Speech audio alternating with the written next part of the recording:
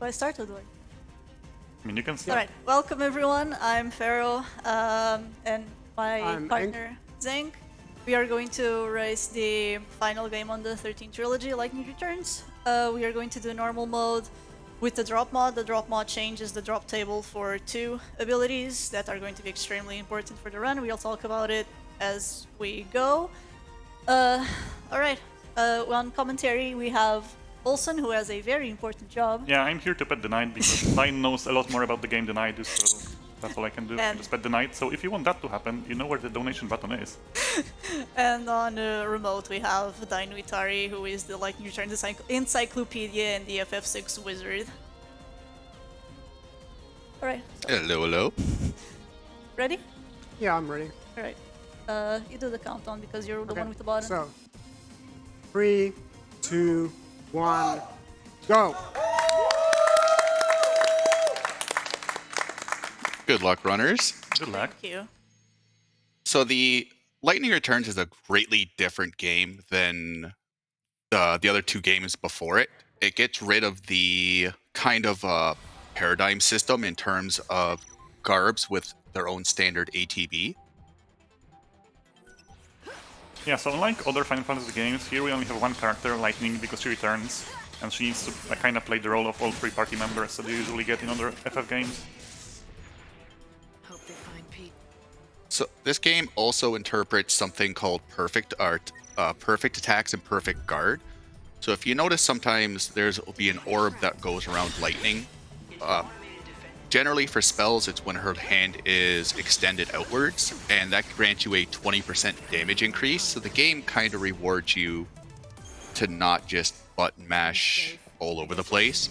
There is also something that you'll kind of see on the niblets called positional damage modification. So when a enemy turns and the back half of their sprite is to you, you also get an additional 20% damage. So combining these 2 together, it's very easy to get a 40% damage increase just out of nowhere. Here in the beginning with Snow's Palace, Lightning meets up with Snow and a mysterious young girl that kind of looks like Sarah. And we end up going through the tutorial fights, which kind of teach you about perfect guarding and perfect attacks. This game does allow you to run. As you can notice, the blue bar will start depleting as they run around. And then what the runners will try to do is not let it deplete completely, because it regenerates at 50% the normal speed. I just spotted snow. So they'll try to get it as low as possible to maximize that dash speed, but they'll try their best not to deplete it. Yeah, to be precise, we want it to be low enough in spots where it refills regardless of what we're doing. A lot of the optimization in this game is just optimizing movement because most of this run is raw movement. Fights make up a very small part of the run. Yeah, especially that most of the fights are very quick due to the overclock, so yeah, movement is definitely very vital. So yeah, one example of a spot where you regen stamina regardless of what you're doing is when you're falling or climbing You ladders. like to look after people, but Lord Because knows climbing ladders is really relaxing, I guess. We like ladders in this run. Yeah, we're gonna talk your ear off about ladders, don't worry.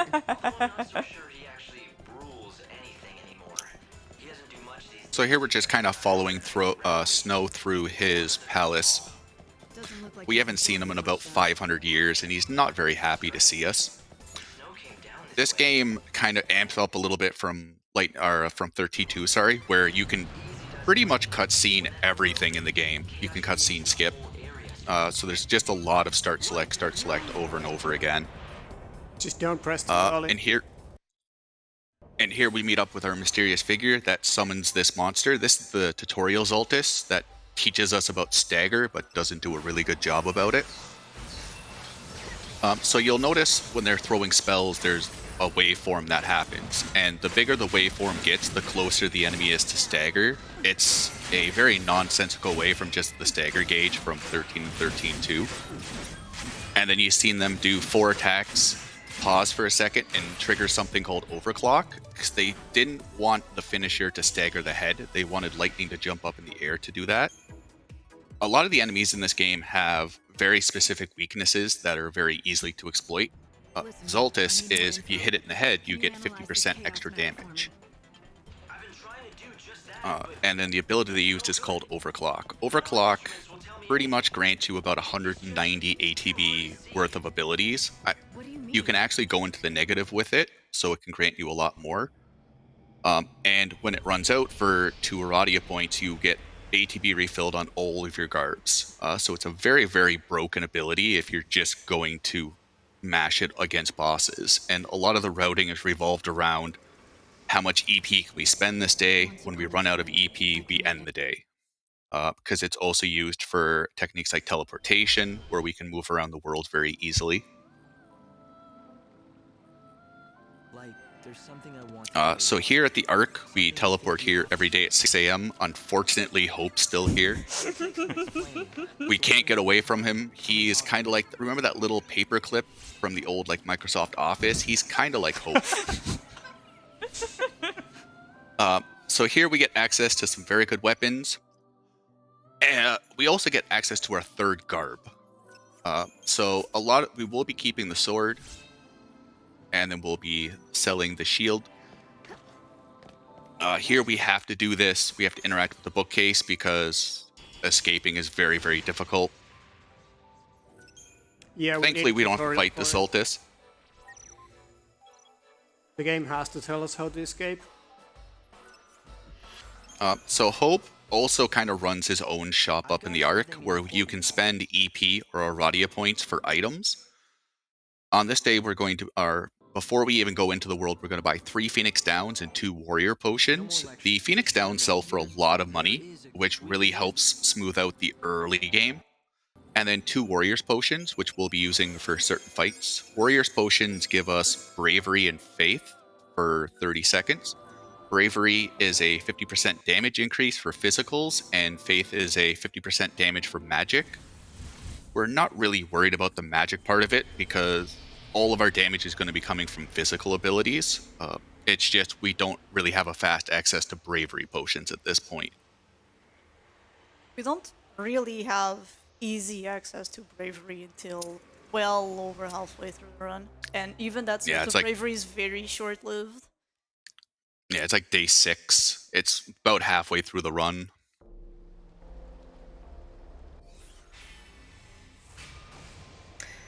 We have quite a few donations. So here we go to our... a good time to quickly jump in. Yeah. Oh, go for it. Thank you very much. We have a $100 donation from Anonymous. Says, great event, great runs, great cause. Keep it up. Thank you very much. We also have $13.37 from Edeni, who says, good luck, enkwolf, something Red Dragon incentive, and that one is going towards the Erranite incentive as well. I'll give you one more just now. We have Seasoner with $20, who says, good luck to both runners from all of the FF, FNC, and 13 communities. And that one too is going to the Erranite incentive. Please do keep donating for that incentive. We need to get that one met before the end of the run. Thank you very much. So the first quest that we have here in Limzerion was to, I believe, get some information about what's going on in the city, but instead of doing that, we simply escaped from the fights 3 times. As escaping on normal difficulty advances the clock by 1 hour, and once we reach midnight, we don't need to do that quest anymore. So the facilities in Luxerion on day 1 are all locked until midnight. There are 2 things you can do in order to get there, which is finish the quest or just advance the clock until midnight, and advancing the clock until midnight is way faster than finishing the quest. Yeah, we are good saviors, so we're just gonna pick up fights with the gods. And then we're gonna sleep like 3 hours of the world's time away. Or 6 hours. Yeah, we will be sleeping a lot throughout this run, because Lightning is a savior, and I guess being a savior involves sleeping quite a lot. If you want to put up with Hope that long, I'd sleep too. It's not like the world's running out of time or anything. But yeah, the world is about to end. You start off with 7 days accessible to you, and then there's 5 main quests you have to go around the world and complete. Every time you finish a main quest, you get an extra day. So the game's goal is to get you to day 12, which will get you to kind of like the final dungeon. If you don't end up doing it, the game does have a New Game Plus function, where it kind of resets all of your story progress, but you keep your stats, your weapons, your garbs, your abilities. So it kind of feels like this is a kind of rush game, but it feels like you're not really supposed to beat it in your first playthrough. You're supposed to kind of do like multiple ones to figure out, especially if you're trying to do a lot of the side quests, because a lot of them are time locked, which makes it rather frustrating, but also a pretty fun routing puzzle.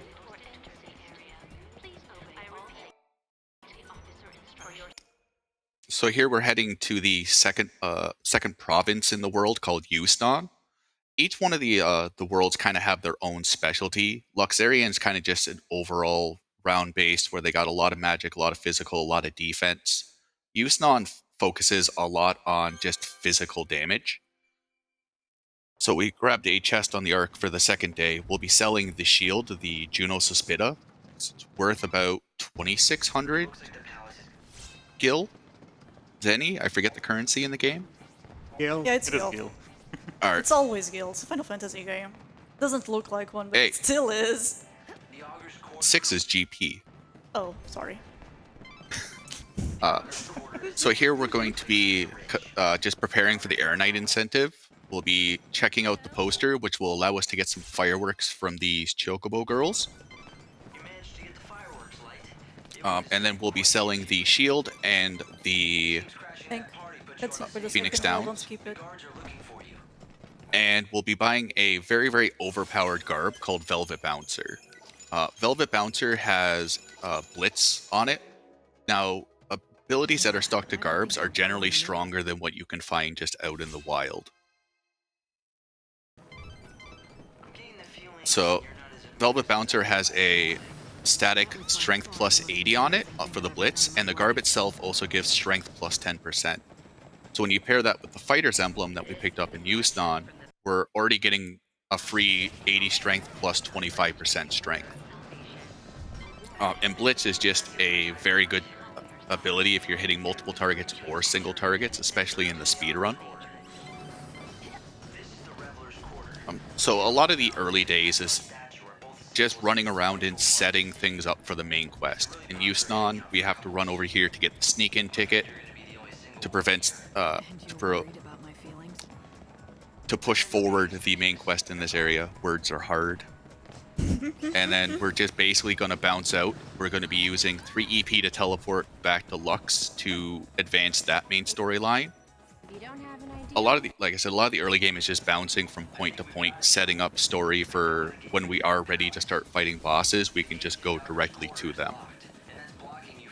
Yeah, and for most of the days we will spend all the EP that we have, and then once we get out, once we use up all of our EP, we will usually try to end the day in an efficient manner. You can also see Enk and Pharaoh pick up shinies from the ground because they are worth a lot of money, or hopefully a lot of money, and especially here that now that we are doing the Arrow Knight during the run, hopefully we will need a bit more money than usually. Yeah, to clarify, we are going to do Air Knight during the run. We aren't going to load a save for this. Yeah, so this will be the super boss of the game done with the any percent stats, basically. So if you want to see that, you know, you need to donate. So coming up, they're trying to initially... Jump in once more? Yeah, sure. Go for it. I apologize. Thank you very much. Username Mules donates $41 and says the anxiety for the limited number of days made me grind real hard for time extensions. Then I did everything the game let me do and there were days to spare, but just wasting days felt so wrong. And that's the story about how I quit and never finished Lightning Returns. Thank you very much. We also have $50 from Kaorun, who says, really want to see the super boss fought during the runs. Good luck to both of the runners, and don't forget to pet the knight. $50 as well from Folarius91, who says, good luck to Farah and Enk. Did I knight? So please pet the knight for me. Alias Taco. And finally, Adeni, another $10, just saying, must pet the knight. All of that going towards defeat Error Knight. Please, please keep those donations coming in. We're getting close to this incentive now. Thank you. Thank you very much. Thank you, everyone, for the donations.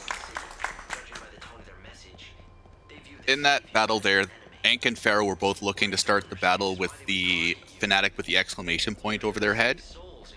You'll see this a lot in battle if you're kind of paying attention. It's called guard canceling. So Blitz is Blitz Blitz, and then it has a finisher. The finisher will deal 20% more damage, but it has a very, very long animation. And in the game has a priority queue, and guard is placed higher than attack. So they'll do blitz, blitz, blitz, and then they'll do a guard with light guard because it only costs 5 ATB, and that saves about a little over a second per combo because you cancel the her spinning, her standing on the ground, and then going back to the ready animation. Yeah, I know. We also have to guard cancel the finisher in specific on the Fanatics fight because the finisher for Blitz will throw them all in the air and scatter them completely around the arena, which makes the fight very, very slow. I had one of them dodge, so they scattered anyway. Fortunate. Sometimes they can just dodge, which Yeah. is really rude, like they were playing Dark Souls or something. The good old evade.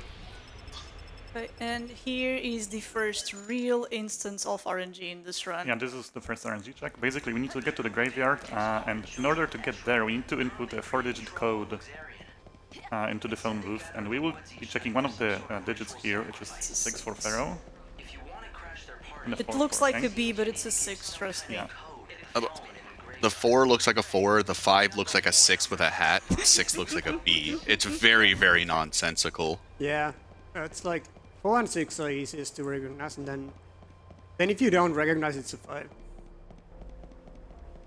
But yeah, the That's how first I look digit at will it. always be a 1, 2, or a 3. The second digit will always be 0. And the third digit is whatever we have seen on the wall, and the fourth digit is 7, 8, or 9, I believe. So there is a 1 in a 9 chance to get it right. Older routes used to take about 20 seconds to grab 2 numbers. And then we all thought it was a good idea because we're all intelligent that, hey, let's just waste more time at the phone and guess and hope for the best. So you're really hoping for like a 1409 or a 1609 because they're the least amount of inputs. You can get lucky and get it on first try. You can get it on the 9th try, or if you don't remember which numbers you did, you can get it on the 11th or 12th try. Yeah, that's what I do most of the time. Got it. And that was, what, 6 try for 6 Pharaoh? try 6 for try, me. that's not too bad. Oh, I did one number twice. So it might be the 10th try for Eng here. No, it would have been 7, but I did 8 because I'm very good at this game.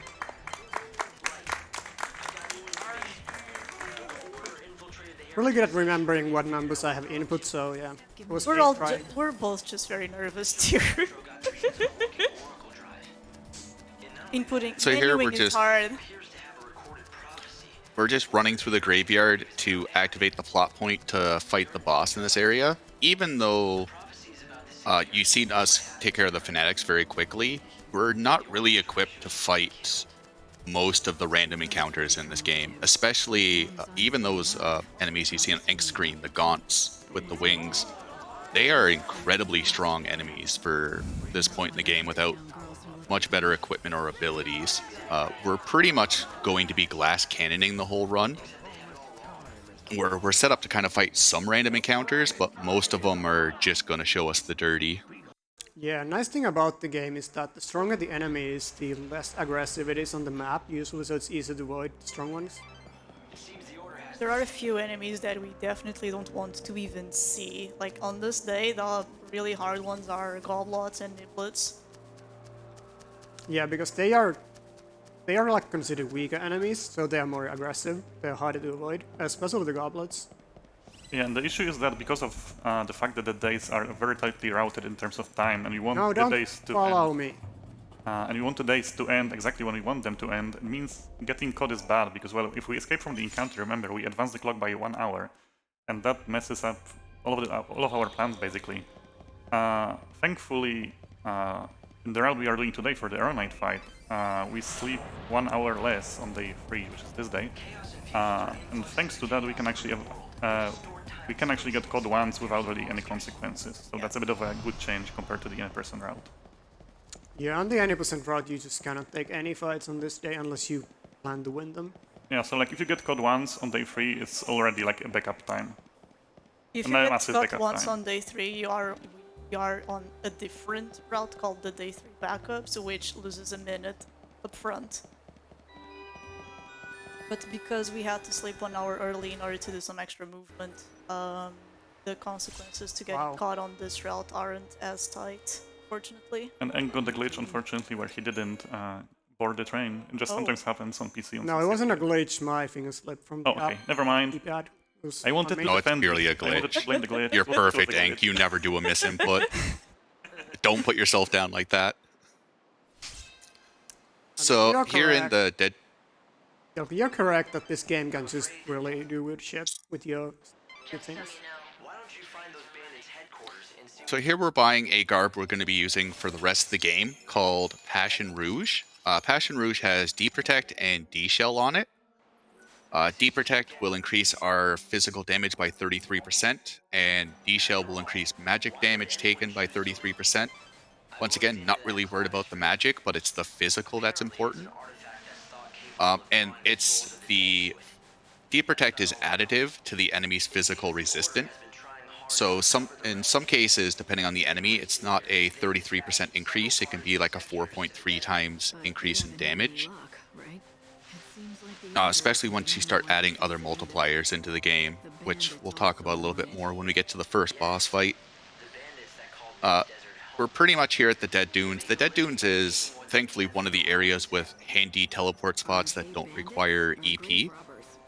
So it's kind of, we're just running around doing the Dead Dunes Grand Tour. We're going to set up spots to get 3 tablets to get to the main boss in this area, and to find out the Bandit Hunter, and to do a mandatory side quest. That Gale Strike Pharaoh picked up, that Ank is going to pick up, is a very much needed ability for the first boss. It also, if you get lucky, can come with a Strength plus 80 attached to it.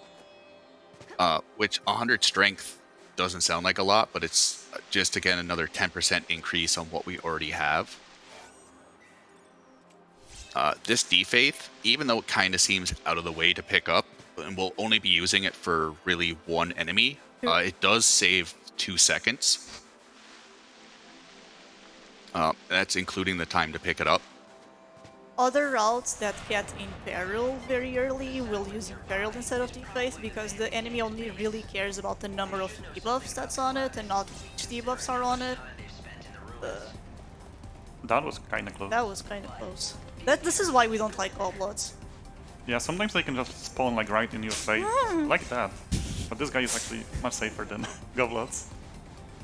You can also So what the drop mod does, Yeah, go on. there's 2 drops in the game that we would like to see. The Desert Sahagins and Dead Dunes have a 15% chance to drop Imperil, which you need in a lot of routes. There is a Japanese runner called Chirasu that has been playing around with a no Imperil route, and it's only about 3 or 4 minutes slower than the world record that has it.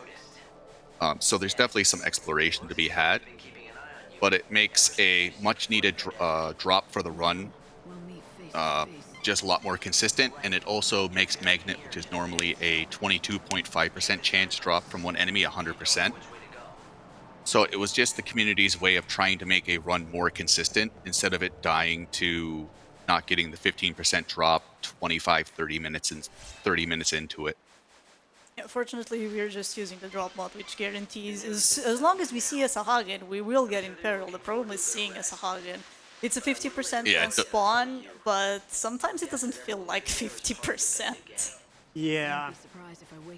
So tiny piece of movement like here in the desert. You can see that Lightning can actually ride the dunes and slide across them. And at the end of the animation, both Pharaoh and Ank will actually jump to cancel the sliding animation, because the very end of that sliding animation is just simply slow. Like Lightning slows down at the end, and to cancel that we simply jump. Sometimes we don't cancel it because you do recover ATB during the animation.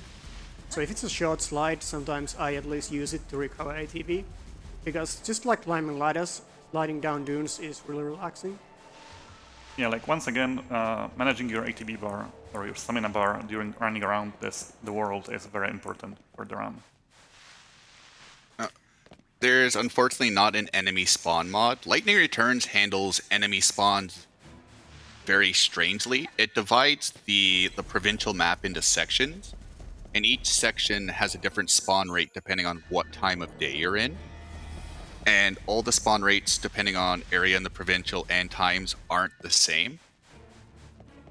So unless you just did like a blanket where it was just like only Sahagins can spawn in this area no matter the time, because the route does change from time to time. Sometimes you'll looks go there nasty. around 1 a.m., sometimes it's 2 a.m., sometimes it's 8 a.m. So you can't really create a enemy spawn that'll just like blanket work. Mind if I quickly jump in once more? Sure. Thank you very much. We have a $200 donation from Lian. No comment on this one, but once again going to our Aeronite incentive. We also have $50 from CC Gambit, who says, "Hi ESA, super happy to see ESA back live and still making a difference. Wishing the best of luck to daspharaoh. You got this." It could also head pat the night for me since Pharaoh was busy. And just to give you an update on that incentive, we have now passed the halfway mark. We are at $1,004.37 of that $2,000 that we need. Please do keep those donations coming in, and thank you once again. Thank you very much. And the Aeronite fight will happen at around 1 hour 50-minute mark into the run, so we still have quite a lot of time, but yeah, definitely keep the donations coming. So we're taking a little bit of a detour to prepare ourselves for the Aeronite donation. We're grabbing this armband called the Runic Ring, which will reduce magic damage on all 3 garbs by 10%. And this is a very needed part in to create a magic immunity type garb, which we'll get into later on. We also grab a tier 2 spell called Fundera. Tier 2 spells are absolutely amazing for staggering in this game. They have the same stagger power per string as like a tier 1, but it's just a faster cast and it's a little bit more of an AoE. Where the tier 3 spells, like the Gauss spells, are more for crowd control if you're just facing multiple enemies on the screen. Yeah, and the slight detour that we took here is the reason why we had to sleep 1 hour shorter, basically. The Runic Ring is absolutely a necessity for the Aeronite fight. We grabbed Thundara because it's really close by. Yeah, Thundara is like the best tier 2 spell. Staggering. Because it doesn't have a projectile, so it's instant. I am also going to pick up a chest here for a extra weapon called the Battle Axe of the Believer, which will make the fight go a little bit faster. We are only going to use this for the Aeronite fight and for the final boss because we have it and it's good, so might as well.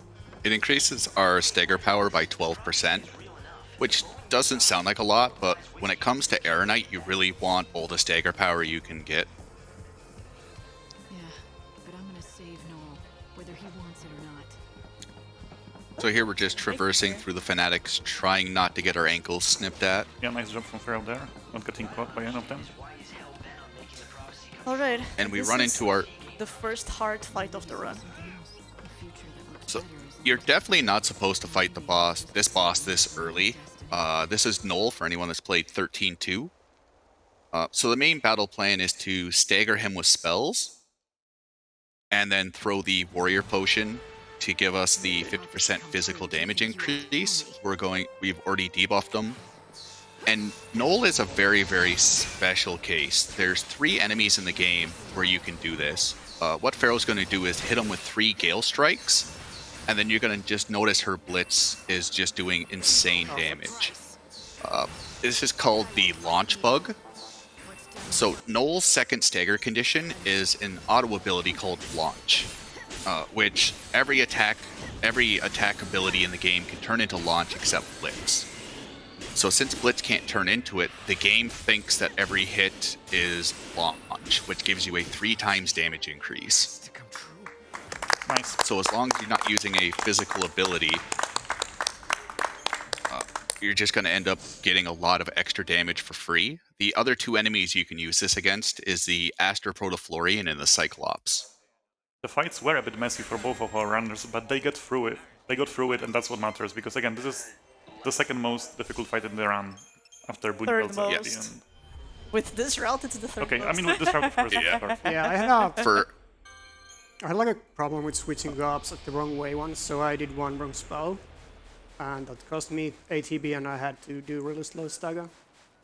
Yeah, because for most of the fights we can simply abuse the overclock to like get rid of the enemies very, very quickly, but Noel is one of the fights that is really tight to get the kill in time.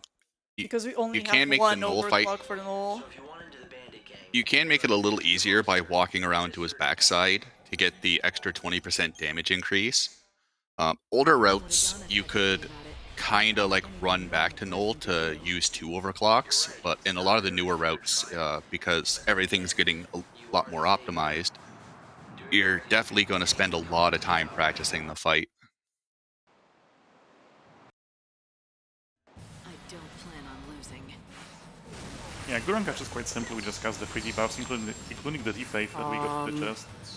And then Blizzard Event onto a Stagger, or the Gurren Catch to drop its armor, I guess. And then we just overclock and Blitz. Oh, I have the wrong... Okay, now I know what the problem was. I have the wrong god. Oh yeah. And since we have some time left to spare during day 3, we are going to pick up the second tablet. Tablets are a key to completing the Dead Dunes main quest. We have a little bit of time now if you want to read a couple of donations. Just gonna Yeah, thank you very run much. there. We have a $100 donation from Dear Bakura. Says, best of luck to both runners and especially to my beautiful fiance. Won't name any names, you know who you are. I'm proud of you and hope you will keep doing what you love and contributing to this great event in the future. That one's been split 50-50 between the Defeat Error Knight incentive and also the Color of the Midnight Mauve. That one's gone to the white color. Thank And we also you. have a $50 donation from Evanissia. It says, loving the event so far and good luck, daspharaoh. Thank you, Less than Eva. 3. Thank you, both of you, but thank you, Bakura. Love you very much. Okay, actually, for some reason I had Dark Muse on the yellow gob instead of Equilibrium. That's why the Null fight was so difficult. Yeah, that would explain a lot, Okay, actually. that I don't know what explains happened there, though. I guess something wrong went, but something went wrong with the menu, probably. But yeah, that's why I didn't have ATB for the stagger. So normally the day would end like a few seconds after picking up the tablet, like that's how tight this day normally is, but because we slept 1 hour less today, for the Arrow Knight route, we have a lot more time left and we will need to waste this time basically getting an encounter and escaping from it.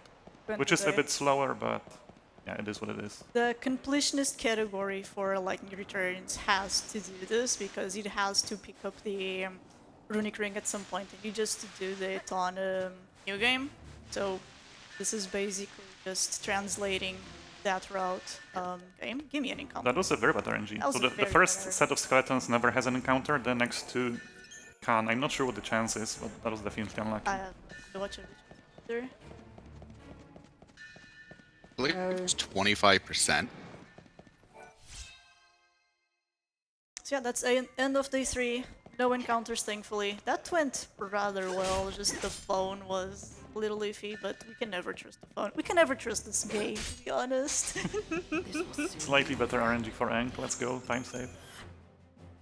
Yeah, this game has some interesting features.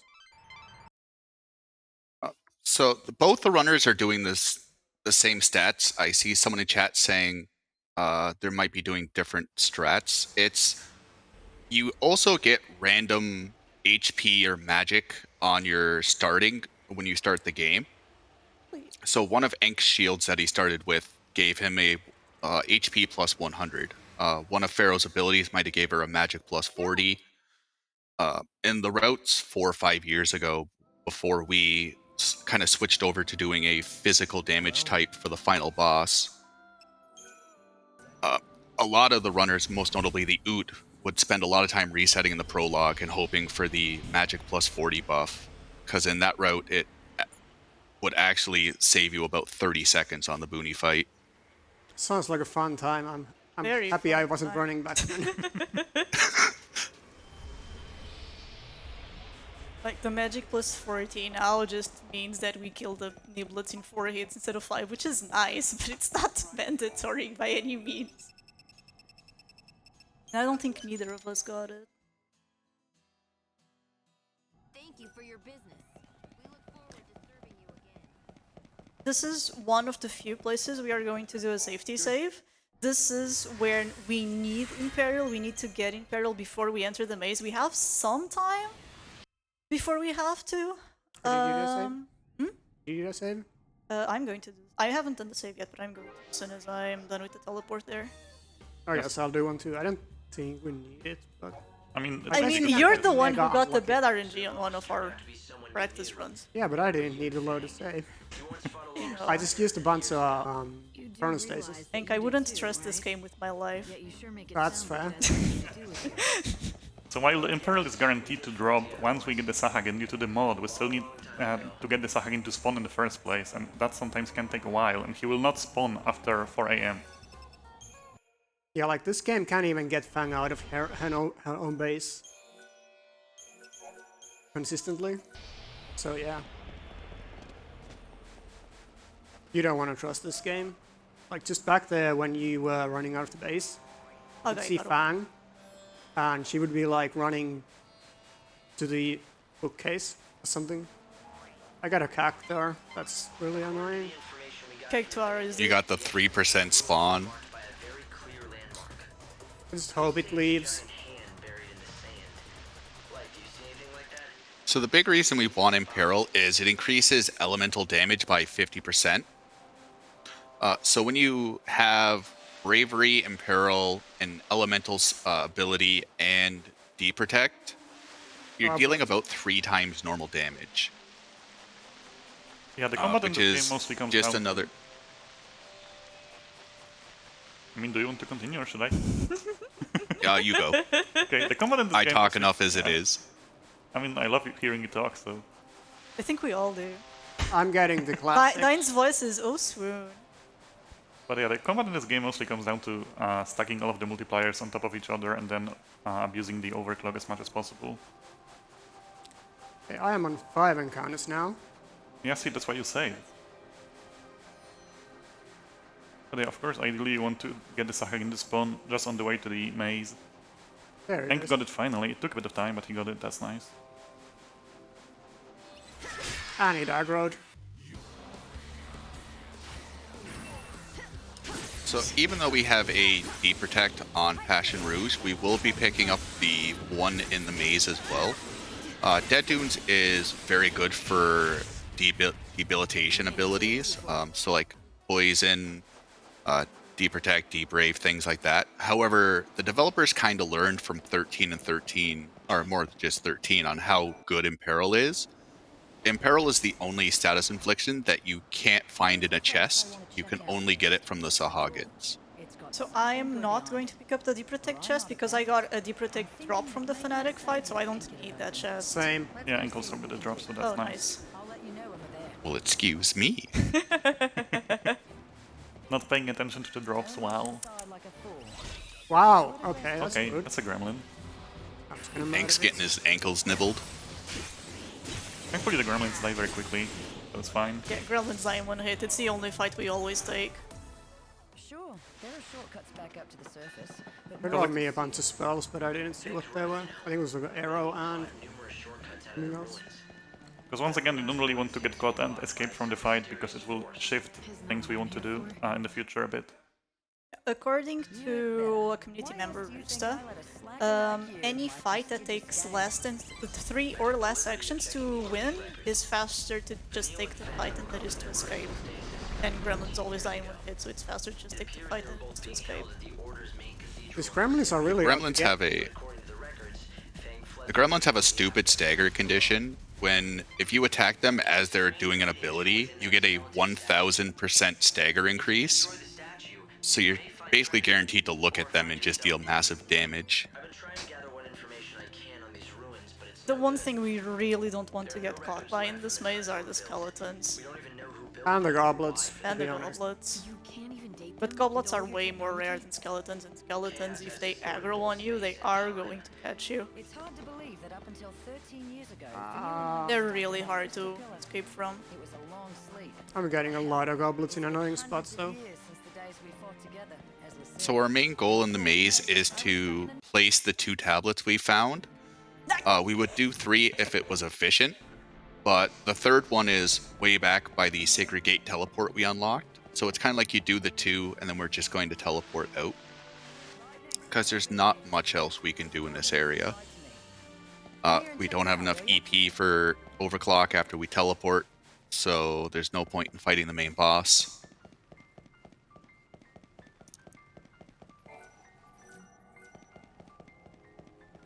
And we could just run back to another Cactuar statue and go back through that way, but it's way slower than just teleport. That's a very early That was early. skeleton. Yeah. So this game mostly runs on step count, and you usually get the encounters more or less in the same places as long as your movement is consistent. And you can actually use that to manipulate encounter spawns. Yeah, And but that that is, skeleton was way earlier than quite I was early, expecting. yeah. That's why I didn't manipulate. I just And tried that to is- avoid it. And that is one place where we actually usually manipulate because Yeah. the skeleton is just super scary and the corridor is quite Fight. narrow. Yeah. It's like interesting thing about that skeleton. If you get it early, it usually is easy to avoid, but if you get it late, then you need the mana. I don't know why, but whenever I get it early, it just goes against someone else, and not me. Yeah, so in this Gurangach fight we only need, I believe, 8 Blizzards instead of 10 to stagger the Gurangach because we have Fang helping us with the fight. Nearly reach one of the galleries. You should find Other than that, the strat is exactly the same. be on guard though. A good bandit always is. Grab this. right? So here we'll be very- picking up a chest called the Collector's Catalog. In a PB attempt, you would normally skip this. It increases item effect duration by 25%, which will be very useful coming up for the Aeronite incentive. For Bunivelza, we don't need it. I think it was picked up at some point in the past, but it has since been cut from the route. But the chest is right there, and it's so important for Aeronite. I got the early skeleton too, and it was easy to avoid again. I don't know why, but that's just how it feels. You back to the Ark to recalibrate the If anyone's looking to pick up the run, it's still a very good item to have. It gives you, like I said, the extra buff duration, which can make a lot of the fights a lot easier. And then it's always just a free small time save down the road to skip it. Which it's not like you're going a lot out of the way to begin with. Yeah, like picking it up and equipping it wastes maybe a few seconds at most, so and it definitely helps the newer runners, so it's a good idea to pick it up. We're getting close to the second tablet now, and then we are going to get to the Wildlands, which is personally my favorite of the 4 locations in this game. It There's is, a lot of green, there's a bird. yeah, but the game also comfy. crashes there. The game also crashes in Dead Dunes. And it has the most amount of like just running around doing not much. So speedrun wise, it's not my favorite place. But it's a cool place otherwise. I like it. So which area do you think we do more of running around in? Yusnan or Wildlands? It's got to be pretty close. It's gotta be Yeah, the pretty difference close. is that I think the Wildlands is just more boring because you just run across like plains and woods. Although True, but Yusnan's got Snow's Palace, which is Snow's Palace. yeah, but it's fun. It's not. It's stressing, but it's fun. Like the biggest problem with Yusnan is the freaking horseshoe. We run across like 5 times. Yeah. It's nearly 6. I mean, I would say that's more boring than running through Wildlands. Because Let's at be least- clear, no one likes Yusnan. Ends though. Time stands Because you Yusnan have- doesn't even like Yusnan. It's a pretty handy system, isn't it? You're going to see what we mean about running around the horseshoe 5 times very, very soon once we get there. Yeah, the next So on that ink you- screen, he's getting close to placing the second tablet. Pharaoh ended the day going to the Wildlands. You could just end the day on a random encounter, but since we got to go to the Wildlands anyways, it just works out nicer, especially for load times, if we just end up ending the day on the train with the ride over. Whenever you ride the train, that's another way to advance the clock. Each train ride advances a certain amount. Since we are going from the Dead Dunes to the Wildlands, I think it's always 1 hour, and since we get to the end of the maze at 5:30, it always ends the day to go to the Wildlands from there. Yeah, the route is done in such a way to end most of the days naturally, I guess, so either traveling by train or just letting the time run out, because it is just faster than having to escape from an encounter Or sleeping. or sleeping. Especially that after 5 AM, I believe the encounter rate drops massively, so it's sometimes a bit difficult to fight an encounter to escape from to begin with. Yeah, you can see that probably on day 9. Oh yeah, because we will do that in this route, you're right. We have to. No. So here we're supposed to go to Canopus Farms talk to the doctor, and he's like, hey, there's supposed to be this rare chocobo around here. Can you help me find it? But since we know where to go, we can just completely skip going to the farm. And here we'll be fighting a enemy called a chocobo eater. This is the second enemy which the drop mod affects. It has an ability called Magnet, which is 4 very weak hits for 15 ATB, which we'll be using against one enemy, but this ability saves about 45 seconds on that fight. So its drop rate has changed from a 22.5% chance to 100%. Magnet in any normal any percent without the drop mod can drop from two different enemies, so it's not as limiting as in Peril, but it's still very nice to have it guaranteed. World. Yeah, and unlike Imperial, which is almost required, it just saves like 30 seconds. It's a local story, a superstition. Even Oh wait, where am I if it going? is, Someone spoke to me, Cheater can So also drop chocobo eater, we're Zara. just and it mentioned the Angel of Valhalla. going to I wanted to know who deprotect, it was. throw warrior's potion, and then blitz to our heart's content. Where am I going?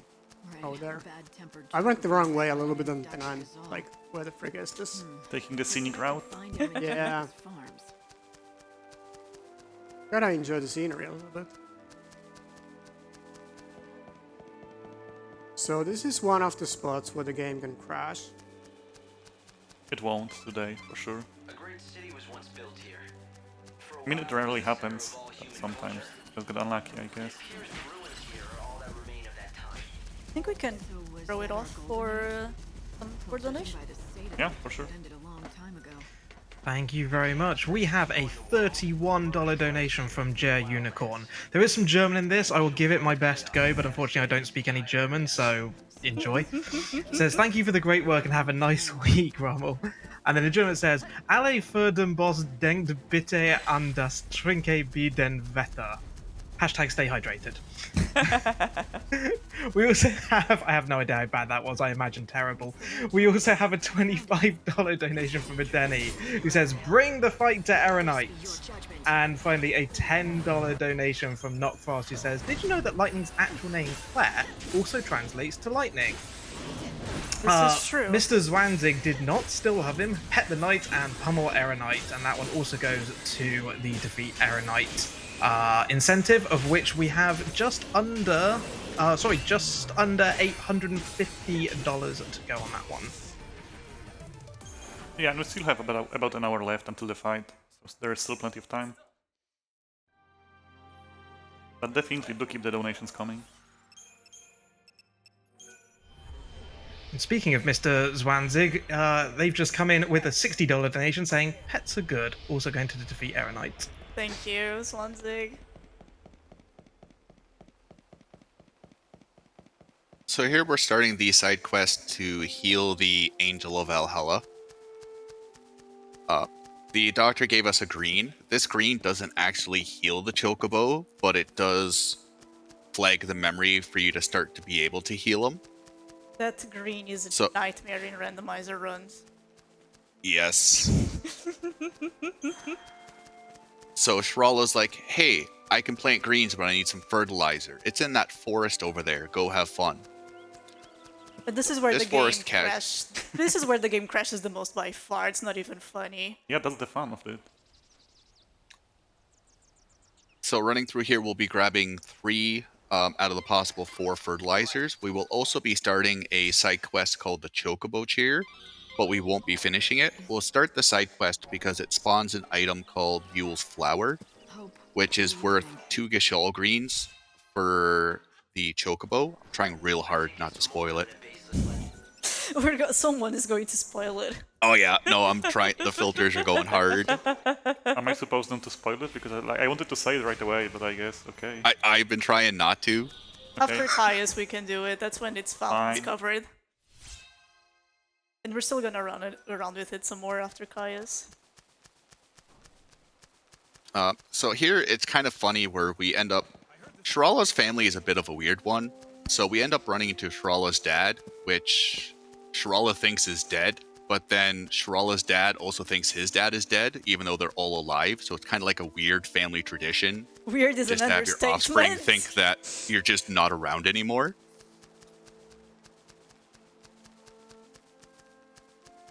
So here we're kind of like, hey, Cole, is this a fertilizer? And he's like, yep. We're like, okay, thanks. And we just go on with life. Yeah, basically. We will be buying a garb in Yogg Village called Vengeance. It does cost 5,000 gil, but it does have a very good physical stagger ability called Beatdown. Beatdown is by far the best staggering per ATB ability in the game. Dash, which is the completionist category, abuses this ability to death, but fortunately we won't have the correct setup to use it as such. For them, this is prime hunting ground. It also has a nice ability of ATB plus 30. Grow rapidly. So we'll be making it our main garb because your dashing ATB is also dependent on your main garb. So this will allow us to initially, after sleeping or starting a day, just to dash a little bit longer. No, Dine. Sleeping doesn't restore ATB. That would make too much sense. It does when you go with full ATB to start with. Who does that? That's ineffective. Me. 'Cause I don't know how to dash. I just do you walk want to everywhere. dash? I just want to enjoy the sights. I want to feel the grass in my toes. I want to watch the cat walk off the cliff. Alright, so we're gonna finish the quest by telling Sarala that her father is dead even though he isn't, and we suspect he isn't. This game doesn't make a lot of sense. We are a very good savior. We are a very good savior. This is also a place So where we Pharaoh are switched lowering 30 the FPS to. Okay, We also, are lowering go. the FPS to. Yes. Okay, basically the floor in this game is paper thin, and if you play on 60 FPS, the seeds can fall underneath the map and block the spot forever. So in order to avoid that, we switched the FPS to 30. But I think Pharaoh said it also can happen on 30 or something? I just set it to 30, I didn't do anything else. Yeah, but either way, 30 FPS should make it safe. Oh, I did yeah, get you the did get it, glitch. yeah, I yeah. did get the glitch on 30 FPS once. And another community member, D Wins, when that happened to me, said, "Oh yes, the guarantee that isn't a guarantee. Ever since that happened to me, I have never played that safe again." So D-Wings here at is the mom and special. pop shop. Go ahead, Ink. No, I was just saying that D-Wins is special. I'd say he probably deleted a couple of game files beforehand and just forgot. Trying to replicate the Patron Palace wrong warp. He's like, we don't need this System 32 file, it's okay. Right, we are coming up So- on PowerPoint as well. Diny's On trying. Pharaoh's screen and coming up on Ink's screen, they bought a couple of potions from the shop. Two of them are Enfrost potions, which will give any non-elemental ability, mainly physicals, the property of ice. It also has the secondary property, which you won't see in the speedrun, of if you end up casting Blizzard or doing Frost Strike, it will increase that natural element's damage by 30 or 60%, depending on the ability. So throwing an Enfrost paired with Imperil, we're guaranteeing ourselves a 50 to 80% damage increase for free, sometimes more depending on the boss.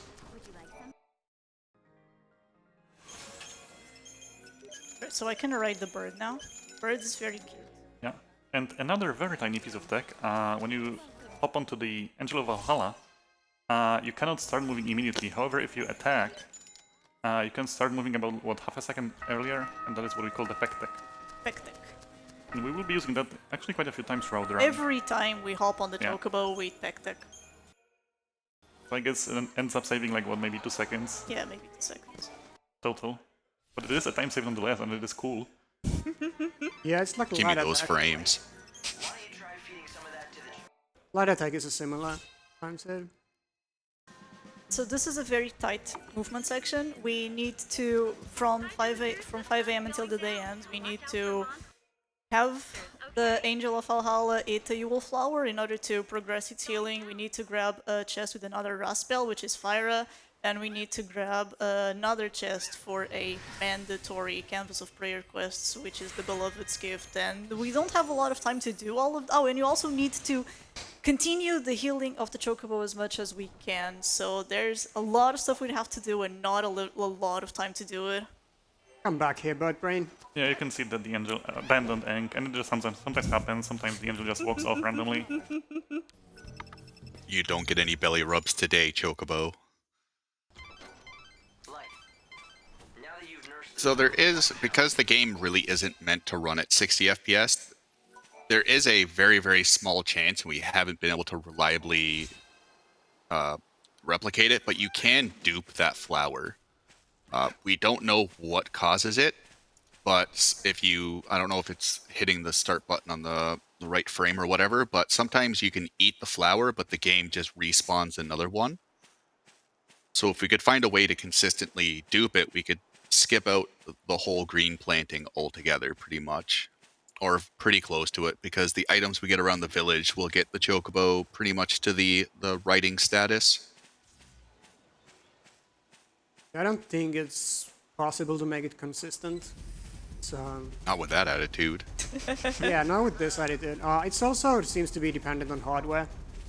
Like, on a better computer, it's harder to do. Oh shit, I need to go. That was a bit of an early encounter, though. That's weird.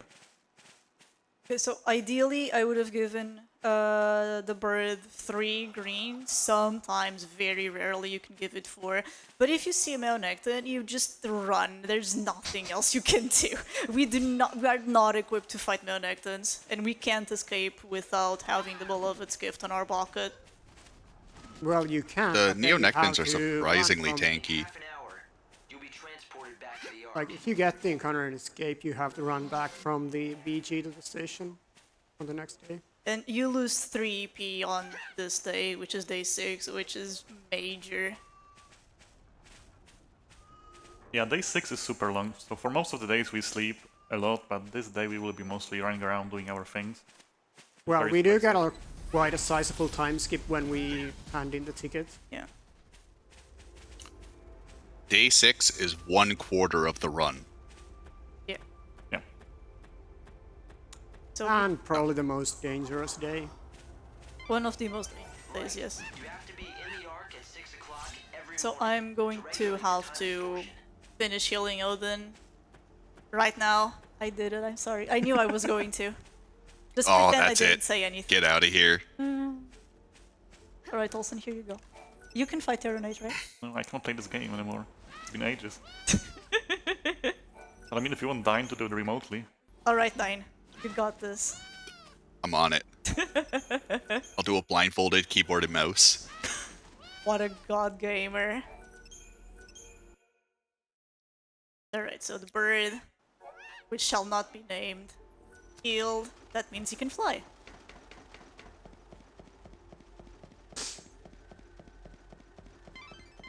Light, I've been measuring your Chocobo's recovery.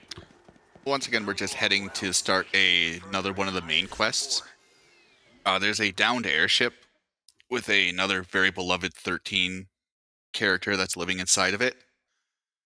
His sons kind of went into this coma, and his spirit has been divided up into 5 fragments. And he's like, I don't know, I can't find these fragments everywhere. And then one just drops out of the sky in front of his house. So I don't know if I guess he just hasn't stepped outside in a while. Well, he is in a pretty desperate mood, so...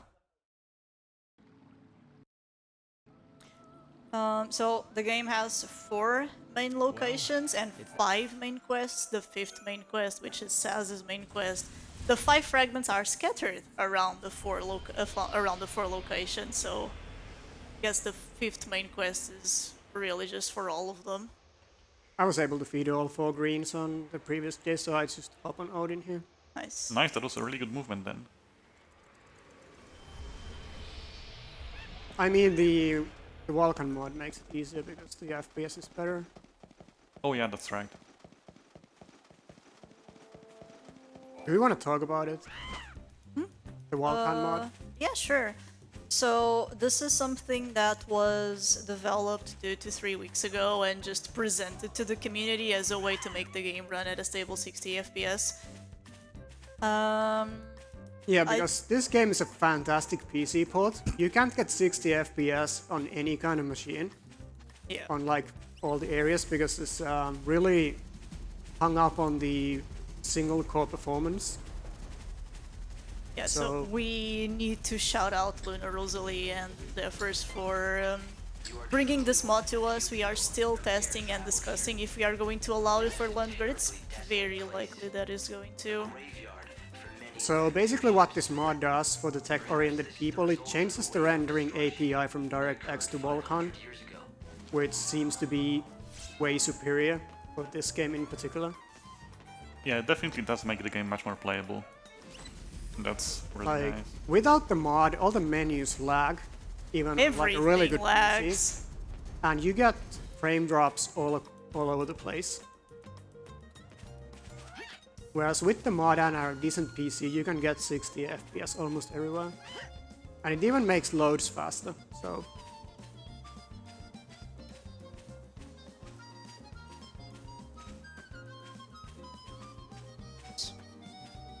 And yeah, because the game is a great PC port, that also makes a lot of the movement sections a little bit easier.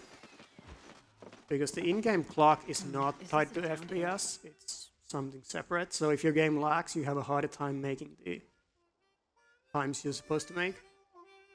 Yeah, and that's also why the console route is slightly different in few places, just because you cannot make certain movements in console, like in time just cannot reach certain places in time with the PC route, because the console runs on 30 FPS. Well, supposedly 30, I guess, because it is lower in fact. Yeah, I don't think even it doesn't run 30 for sure. It's like 20 something, I think. Alright, who wants to tell about the worst part of the run, which I'm going to start right now. So this is the warehouse. Nobody likes the warehouse. the The encounters warehouse is are where bad. dreams come to die.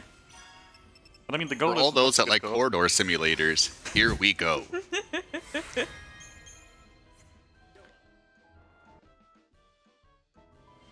So, real gamers like King at SPI can manip encounters on the warehouse, but only he knows the secret to manipping this.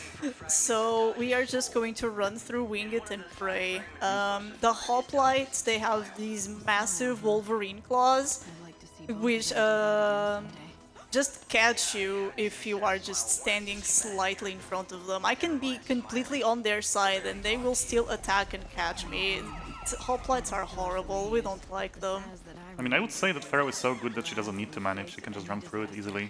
Because, well, technically manipulating is slower. Luck If is you a don't skill. get caught. Luck is a skill set, But he's different now.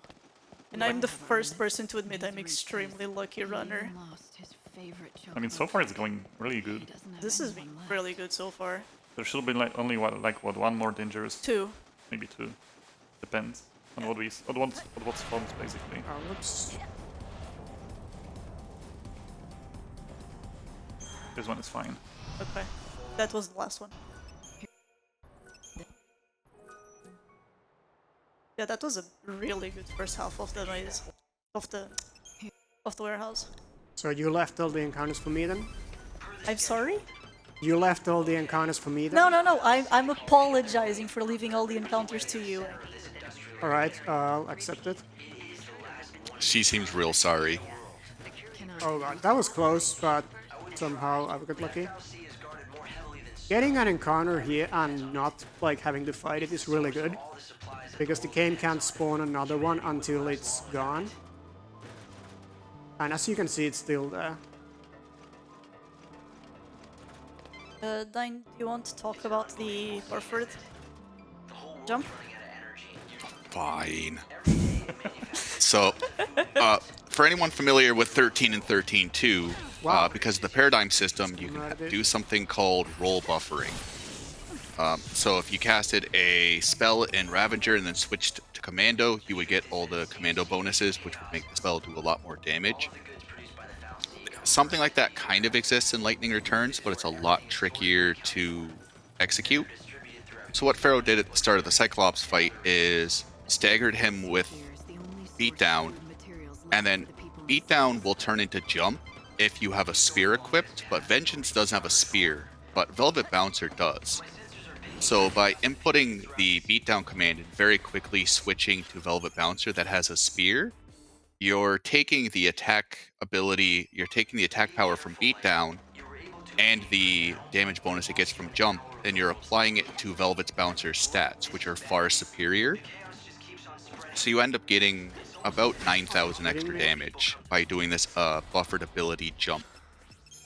Sadly, there's just not a lot of places in the run to use it. Even though beatdown has a very high attack power, it's a very, very slow animation, so Blitz will still win with damage over time.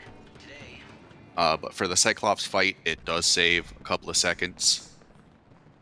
And then you'll also see it on the Xaltis fights. Ink is about to start his fight.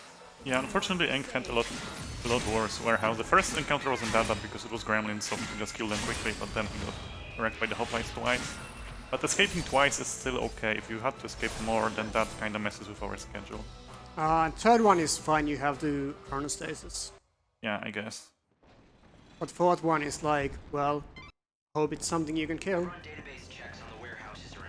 The second half of the warehouse is way more manageable than the first one because it's cats and gremlins for the most part, and cats are slow to kill, but they're very possible to kill.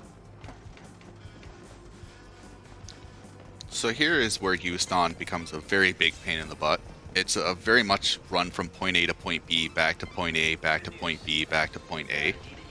And it makes it infuriating because there's just no fast way to do it other than just running halfway across the city. So Pharaoh started, and Ink will be starting it soon, the fireworks quest. So you have to get 10 fireworks to progress the main story. We've already gotten 3 from the Chocobo girls because of the route design from the Air Knight incentive. We will be talking to a Chocobo girl for a 4th one. That will give us the Makote garb, which is very, very useful in the super boss fight. So if you're interested in seeing it in works, please think of throwing your donation money towards that. It's a very, very interesting and strategic fight. Yeah, and speaking of donations, I think that's the perfect time to listen to some of them. Wait, just wait until I'm done with the Choco Girl. Oh yeah, just because I'm not going yeah. to skip this cutscene, and you need to listen to this. Should I also watch it? Or...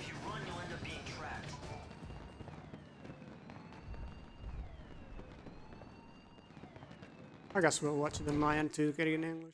Alright. Well, we won't. Alright, Okay. now you can throw it for a couple of cutscenes until Link gets there. Thank you very much.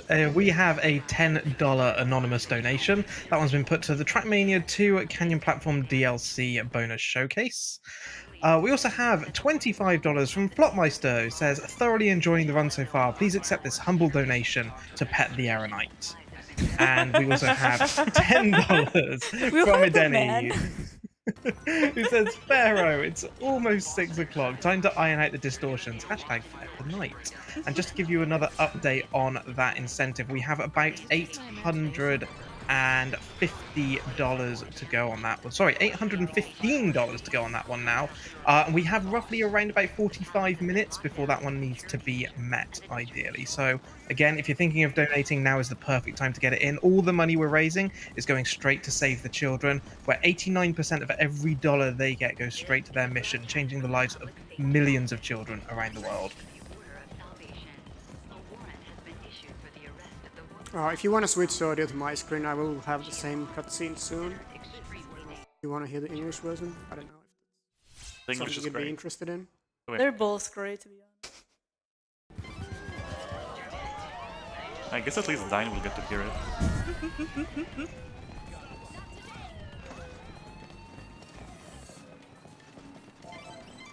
And hopefully we get the dress, because I got it. this is another instance of where the game can just, like, do a thing and not do a thing. Oh, I skipped the cutscene. I was too freaking... Olsen set me up, Ultimate set me up and then just pulled the rug under my feet. I had the That's hopes up rude. and everything. And I got punished by this dude being scared of something now. I was talking at the same time while I was running. I should never do that. It's easy to just fall back on the muscle memory. That is one thing we both have been struggling a lot while developing this route. Because there are some things that are different, but not different enough from any percent that we just have to make new muscle memory, so we just forget things that are very necessary and makes the Air Knight fight way harder than it should be. Yeah, Not that it's not a hard fight, because it is. We're just making it even harder for ourselves if we forget anything. yeah, unfortunately, it's like we've both been running this game quite a bit, so we have pretty strong autopilot, which will kick in like immediately when you're talking. Yeah. And unfortunately, I was talking while I talked to the Chogoku also. So now that Pharaoh got the fireworks, she also need to get a proper dress in order to take part in a, I guess, play or a show. That's part of our scheme to get into the Snow's Palace, basically. That scheme is amazing, by the way. Does it make sense? No. Is it cool? Yes. It's So the the route's craziest kind of scheme. stuck. Oh. Go ahead, Ink. It's like the craziest theme of in like a lot of games. Basically, we want to blow up this statue with fireworks, which sounds like either it's not a very built statue, or the fireworks are kind of strong. I don't think neither of those would pass security inspections. I mean, technically, I guess the statue is like a theater prop, so it's not real. But it crashes into the wall, like, heavily enough.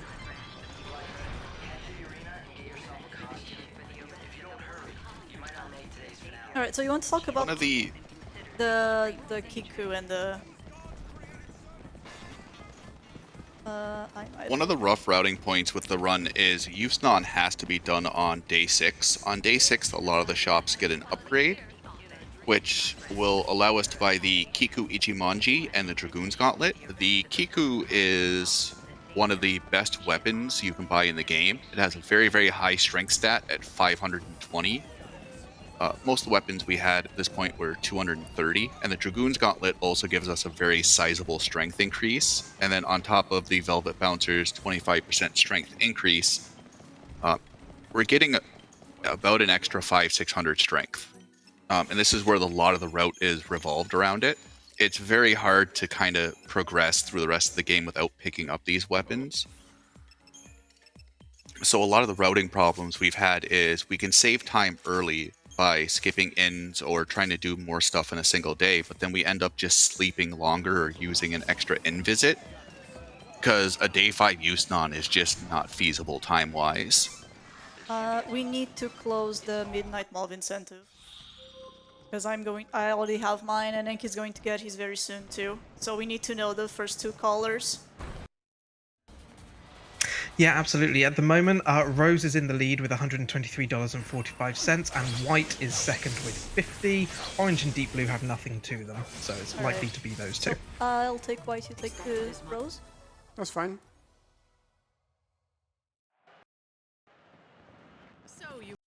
So I take Rose.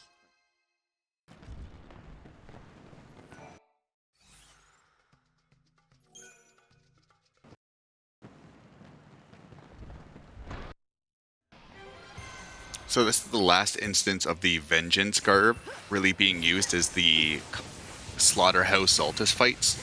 If you have a physical attack that hits the head, it gets a 15 times stagger bonus, which Jump just has a stupid amount of stagger to begin with. So you're just guaranteed a lot of damage and an instant stagger to begin with. And then toppled with an Enfrost Potion, just giving you that extra damage with Imperil and Deprotect. You can just see that, especially on Ink Screen coming up, how much damage we chip away from this enemy just instantly.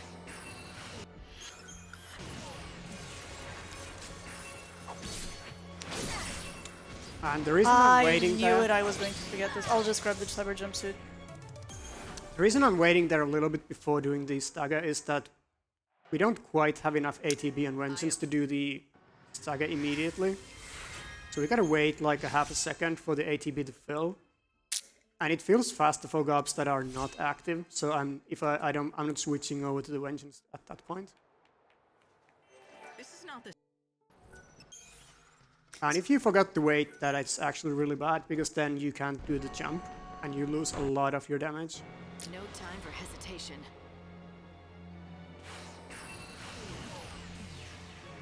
So here we're stocking up yeah, on Pharaoh's that's screen. the exact problem. I think I was gonna do this. I'll figure it out later.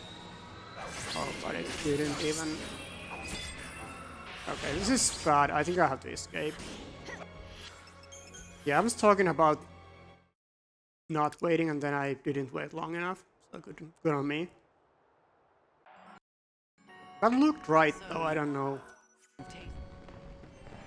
So yeah, The head sometimes has a very funky hitbox where jump will miss because of auto-targeting. Hank, don't do what I did and grab the quiet card. I'm ready. Because I had to go Fiber Jumpsuit.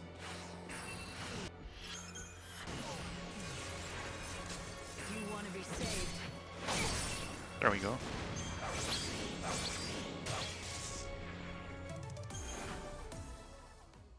So for the Air Knight fight, we need one Garb with a 25% increase on magic and physical resistance. There's a very fast one and there's a slow one. I forgot the fast one, so I had to grab the slow one.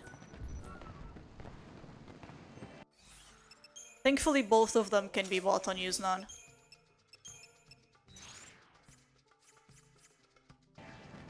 yeah. So there you saw what happens when you don't wait long enough.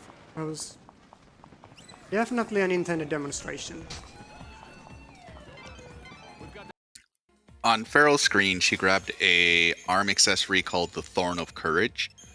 It has a very important ability called boy. Tillith Bravery. So it eats up 5% of Lightning's current HP at the start of a battle, and it gives you Bravery for 30 seconds. A lot of the older routes, we would just buy a bunch of Bravery potions and then throw them in each fight. Each Bravery potion takes about 3 seconds, where grabbing that accessory means we have Bravery for every fight. So even fights where we didn't necessarily buy Bravery potions for, we still got a small time save over it. And this is something we'll be using to the very end of the run. And now we just need to run through Snow's Palace all over again. And further beyond this time. It's a fun place. It is a place that exists. It is a place that exists. I wouldn't call it fun, though. I mean, Hey, the place you and I is have fun, very but different it's meanings fun. of fun. Yeah, I like the excitement. Like, I like getting heart attacks. Oh boy.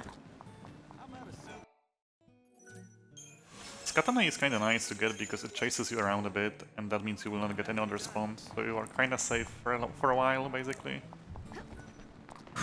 Olsen's just secretly a big fan of the Naruto run. It's the only reason he likes the Scatney. So basically, as long as an enemy is on the minimap, that game cannot spawn another encounter, and enemies that chase you can be very beneficial for that reason, as long as they can't catch you. And Skatnis, as long as they're behind you, they can't catch you. If they're in front of you, they can be very scary because their attacks come very fast, and they also have a pretty wide range. Not as wide as the hoplites, thankfully, but they can still give you a couple of jump scares. Yeah, and because we want to kinda end the day before reaching snow anyway, getting code once is actually perfect for that. So as long as you only get code once, that's intended basically. If you get In the caught room, twice, Pharaoh's. you get to do 2 OCs now, which is a really fun fight. Ooh.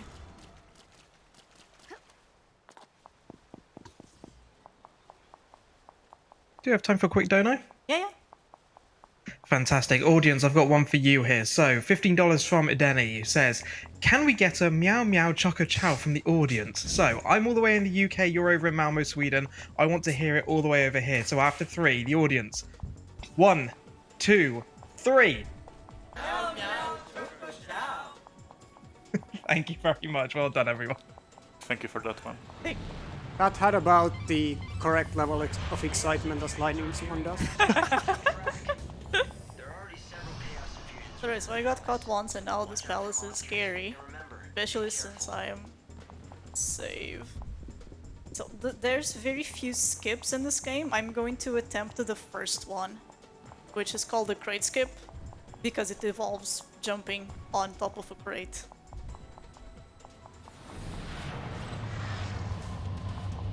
Nice job. Yeah, like jumping on this game, like the skips we do, they look kind of easy if you're used to normal video games with jumping. Like, but this game doesn't have the normal platformer thing where you have the grace period of stepping off something. Like in a lot of games, you can input your jump a few frames after leaving the platform. Turn into a monstrous sea. But this game's like, if Lightning's toe is off the platform, you're down. Yeah, you fall instantly. And that's why jumping in this game is much more different. Like, it's super different compared to Yeah, other games. so Yeah. the jumps don't look too close, Fear of becoming sea like if you just see them, but they are really close because of that. that we made it through those horrifying days. Another thing about the jumps is that you have to go straight, you cannot curve even a little bit. Not alone. And moving forward, straight forward in this game is like actually difficult. Because the angle that is counted as forward is really narrow compared to a lot of other games. So there's like no joke, running straight is really hard in this game. So we don't need to do snow on this day, but we absolutely have to do one fight on this day. We are getting to that point. It is a fight against two Anubises, and the reason why we need to do that fight on this day is because that fight will take an overclock. So if we can't reach this fight on time, that means we're gonna have to do snow with only two overclocks, which makes it way less trivial than it is. With three overclocks, snow is completely trivial. With only two, it's actually a really hard fight. Yeah, I think with 2 overclocks it's actually harder than null. Yeah, for sure, because you need to like land, I think, almost all of the perfect blitzes basically to get the kill. But you can see that Pharaoh reached the Anubai fight just before the time running out, so that is exactly what we want to happen. And now she can just end the day. Camera? On Snow's Palace, the camera can be very finicky sometimes. Well, okay, game. That's a cat. That's a cat. Meow meow choco chow. I don't think cats say choco chow. But how do I know? I mean, they could do that in LR, who knows? By the way, shout out to the dogs in this game. They don't have a lot of polygons, but they are very brave. The dogs are so chunky.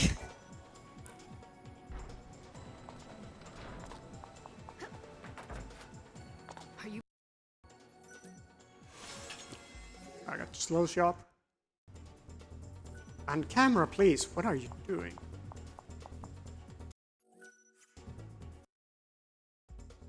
It's like that shop there that I just visited. It has like, when you try to exit the shop, it sometimes takes a couple of seconds and sometimes you can immediately do it.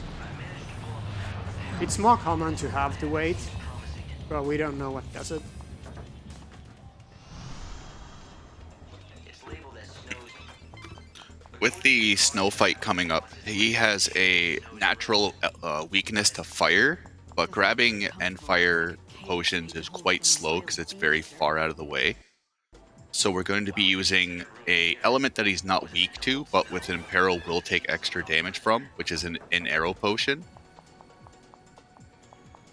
So the main goal with Snow is to hit him with spells 3 times to trigger an ability called Recast, which will cause him to jump towards us. And during the Recast ability, he'll take 3 times normal stagger damage, so he's very, very quick to stagger. The doors in this area are Pharaoh getting a little bit unlucky. So Pharaoh will be throwing a potion as the punch connects. Still Alright, fine. didn't quite go as planned, but we're still good. As you can see with the Kiku, the positional damage, and getting the double damage just from Imperiled V-Protect, you're missing. Now that makes a lot of sense. Are you missing the end potion, Yeah, you Pharaoh? don't in potions. Oh, because it got cancelled, I guess. Oh, Because she got interrupted, I suppose. it's okay. I have an extra So bravery. Pharaoh's in a I have little extra bit of an bravery. issue, It'll be fine. Yeah, it should. It'll be fine. okay. but you can see even not hitting an elemental weakness, we can still deal some pretty good damage to Snow.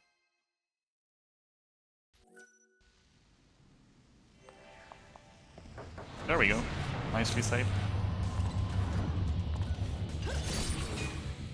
Snow, because we do use None on day 6, does get a increase.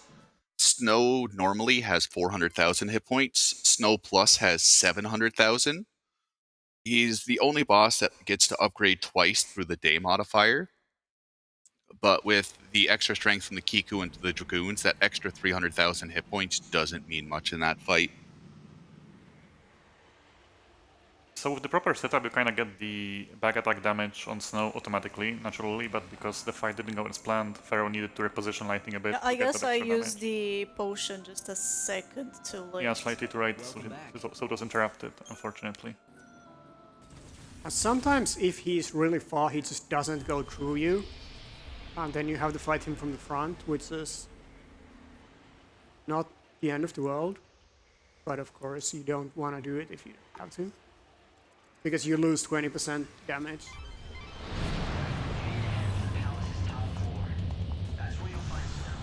So once again, for like anyone picking up the route, you can grab an Endfire potion in the Canopus Farms just to make that fight completely free. And then once you get more comfortable with the run, you can easily skip it out for the Arrow potion for the free time save. You're asking Right. me to kill Nothing. you? Oh yeah. The Rng is going to do the fight now, and he's gonna do way better than I did. Yeah, that's the proper time. So- You know, he should stagger easily and Yep. destroy Snow. So a lot of lightning returns is just stacking as many modifiers as you can and then just abusing it for the quick damage. The game really expects you to kind of work your Garps around the enemy's weaknesses, which can be frustrating because a lot of it, not a lot of the same enemies have the same weaknesses. Oh wait, I think I didn't hit this back. Yeah, it seems like it didn't get positional damage, but it's Yeah. okay. I should have done more like normal blitzes without overclock because I think I realized I didn't have the back. So yeah, that's exactly what can happen. Sometimes he just doesn't go through you the way it's supposed to. Which if you have 3 overclocks, it's not the end of the world. But if you have 2, it's like you have to retry the fight. Because if you have only 2 overclocks and you don't get the 20%, it's not gonna happen unless you have like a buffed ability. Which I don't have. I got like 2 white heavy slashes from the Anubi, but they don't do anything, of course. Alright, you can do a donation or two while we get started on Caius' temple. Thank you very much. We have $25 from username yours who says, "Can the runners just mimic the cutscene as best they can since we didn't get to hear it?" Alright, on What 3? happens in the cutscenes? Yao Miao Choco Chow. Because they skipped it. Meow Meow Choco Chow. Yeah, I think that's all cutscenes in the game are Meow Meow Choco Chow. I believe that's correct. We'll go with that. That'll do. And definitely not FX donates $10, says, "Gotta see that Aeronite fight. Let's push that incentive while we still can, everyone, and good luck to the runners, of course." And yep, just another update on that incentive right now. We have around about $765 to go. They're going to be getting up to that Aeronite fight in around about 20 minutes. So if you want to see that one happen, now is the time to get those donations in. We're so close, everyone. We're getting so close. Please keep them coming in. This is such a cool fight. Yeah, and routing the Aeronite fight into the, well, any person round technically, took a lot of work, so I think everyone would love to see that happen.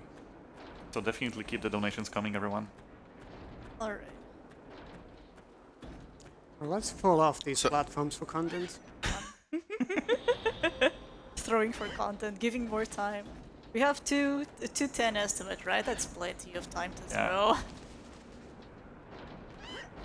So here So you on can- Pharaoh's screen, you're seeing her manipulate the encounters. There are certain places in the temple where encounters will just automatically happen. So by looking the opposite way and jumping, the enemies will spawn in the direction lightning's facing. So by turning around and then jumping is also counted as walking around. So we can avoid a lot of scary encounters.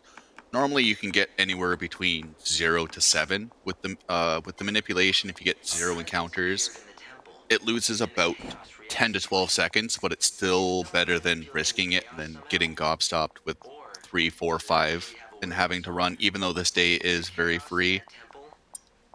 I just did the last ladder tech in the run and we haven't talked about it, I'm sad. So if we jump right at the top of a ladder, we can just skip right to the top of it, which is a little bit faster than lightning jump there. Yeah, lightning does this like cool jump animation by herself if you reach the top of the ladder. But if you do a jump off the ladder, then you can skip that animation. But you can't do it on all ladders because of the way lightning accelerates at the bottom of the ladder. In this chaos, So if it's a short ladder, she goes too fast for us to do the skip. So that was the last ladder we can do it on. Yeah, and actually starting the climb of the ladder normally rather than jumping up the ladder is faster by a bit, which is, I guess, again, uncommon in video games. Like usually you want to jump up the ladder at the start. Yeah, you don't want to do jumping onto the ladder in this game at all. was Yeah. his attempt to save her. Yeah, the ladder talk is really important. I'm It's fine. my favorite. No need to panic. Extreme important. Well, besides the fact that this game is an excellent PC port. All It's right, not the best I PC guess port I'll too. just The see best you. one is The girl who could see 32. the future. This is a And gift. Caius, her would-be Trust guardian. me. Caius is Wink, here wink, because nudge, of nudge. you. That much is obvious. But why is she here? Is she Game, just a fragment spawn, of the chaos? hello? That was a very late spawn, yeah, The it's weird. forces in the temple? Or But is it still something was the going on two that's even more tentacle sinister? tomatoes. She would Ah, do it I over suppose. and over again until Caius That's the second skip. We can only go for it once because of the Throat of Florian that's there. Since I missed it, I'm just gonna go do the Walk of Shame. Yeah, the problem with that skip is that NPCs in this game get scared if there's like an aggressive monster nearby. And even though the Yule there is like a spirit projection, she still uses NPC code, so she gets scared if the monster is too close. So if you do the skip, she doesn't have time to calm down, and then you just lose time because you have to wait for her to calm down.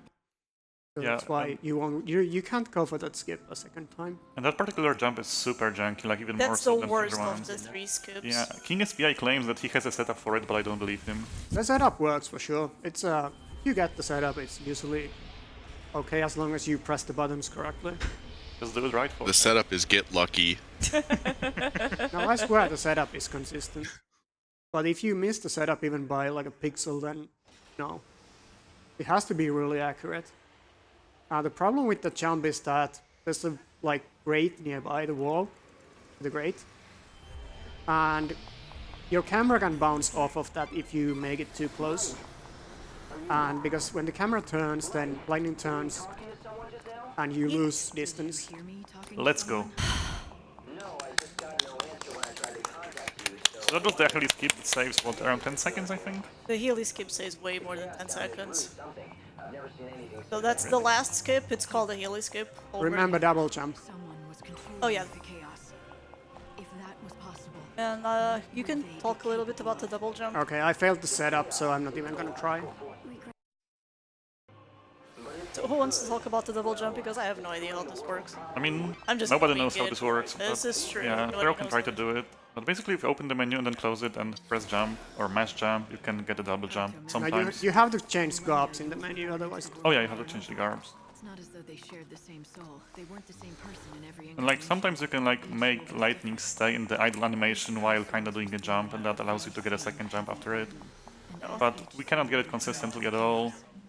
Some people claim that like doing an attack before opening the menu makes it more reliable, but I don't believe that either. It just either works or it doesn't. That's I'm what not- lives here in this temple. That's what Yule is. Yeah, like if we were able to make that consistently, it would be super nice because it does actually allow us to save a bit of time in the temple here. Game? Technically What are also in these? the maze, I think, in the desert, but yeah. Yeah, the supposition right now around these double jumps is that it's a frame perfect trick, but because the game lags whenever you close the menu, the frame is always different. Yeah, like it might be similar to duping the flower, I guess, in the Wildlands. Just get the correct frame forehead. Otherwise, it's well. So Caius, which is this boss, is the hardest boss casual. It's the only boss that doesn't get upgraded throughout the days, and this is how we do it. It's an extremely complicated fight, trust me. If you guessed end potion, debuffs, and overclock, you are correct. L2 and triangle will bring you to the promised land. Casually, I definitely got stuck on Kai's for like hours, and in the speedrun we just obliterate him with overclocks. The fight takes like 17 or 18 seconds. Which sucks, because the Caius is a very interesting fight casually. He's got a lot of... It's a very technical fight because he switches between Commando and Ravager. And Eng actually got the double jump, let's go. Nice. On third try. Third try is really good, yeah. I used the knee band tag. Oh, yeah.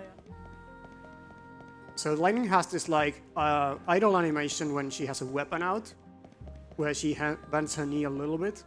And one theory is that the double jump is easy to do during the knee band. No more None of destiny, this shit has been no more confirmed. fate. Let's end this once and for all. Like I said, I don't believe it. It's just random.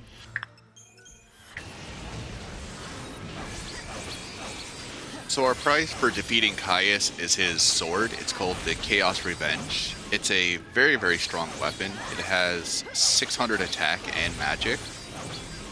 But its passive ability is one of the most useful in the game. It's called Quick Stagger 75%. So when you get an enemy to 75% of their stagger condition, and you do any attack with that weapon, the enemy will instantly stagger. It's kind of counterintuitive on like your first couple of playthroughs unless you really get a feeling for how the stagger gauge works. But we, by abusing it in the speedrun, we can get some very, very good damage on the final boss very easily with it. So Farah took another, I guess, Farah did another change compared to the 80% route to get the garbs that she needs for the Arrow Knight fight. And speaking of the Arrow Knight fight, how are you doing on donations? Yeah, we've got a couple more that have come in. We have a $10 donation from Sunny Muffin. Says, let's get that Arrow Knight fight. Good luck, Enk and Pharaoh. Yo, thanks. And we also have $50 from Mitako, who says, is there anyone's Mitako. birthday on screen? We can reach $750 remaining in minutes with singing request XD. Anyone's birthday? I mean, we can pretend it's Eng's birthday, because it was Farah's birthday last time. Yeah, it's close enough. Go for it. But yeah, on that donation goal, we have just $705 to go. So come on, we can do this. There's still time to get this one met. Keep going, everyone. Keep going.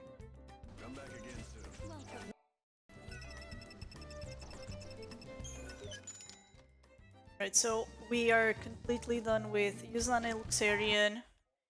We still need to finish the Wildland, the Saz's quest. We still need to finish the Dead Dune. So these next couple of places are just going to be clean up for those two.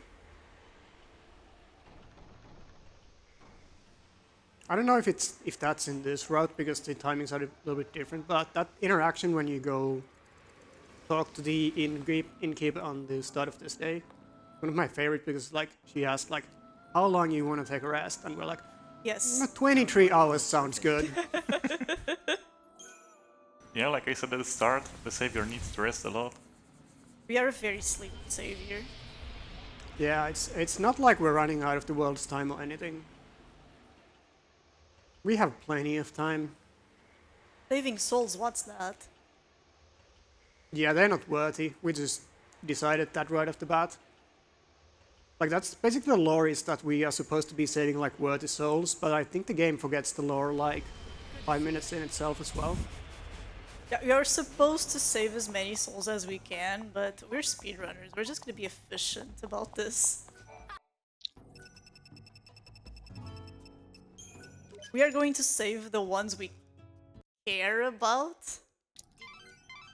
I mean, do we care about them? We just need to do it to finish the game. When do we start caring about hope? But we don't save hope. We kind of do. We kind of, but not on not on time. What are you talking about? I think the final cutscene just has Meow Meow Choco Chow. Have we played the same game? True. Are we gonna watch the Mark cutscene, by the way? Good. I mean, I can. You can do it. If the audio is in your stream, then I can catch up.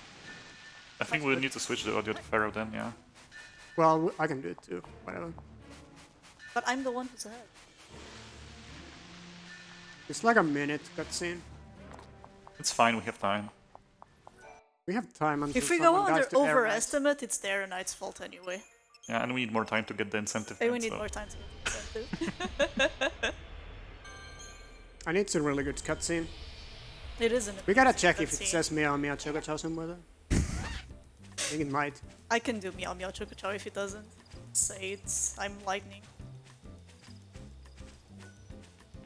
So before all of this starts, we need to save the Moogle village from the dryads that want to eat them. That's kind of rude. Can't allow that to happen. I had no idea that's the plot actually.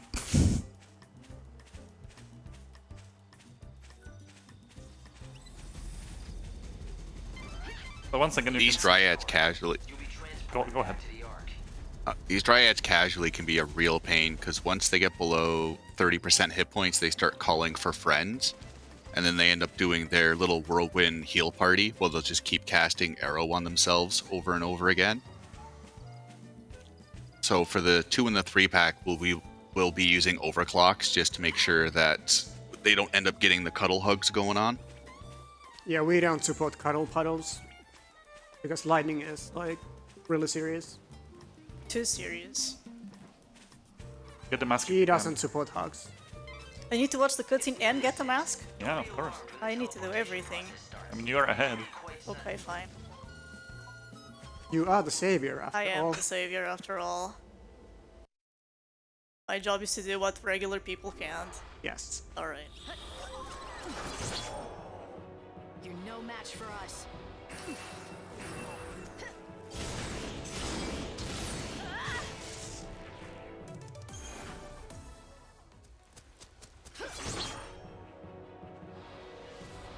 Try to keep up.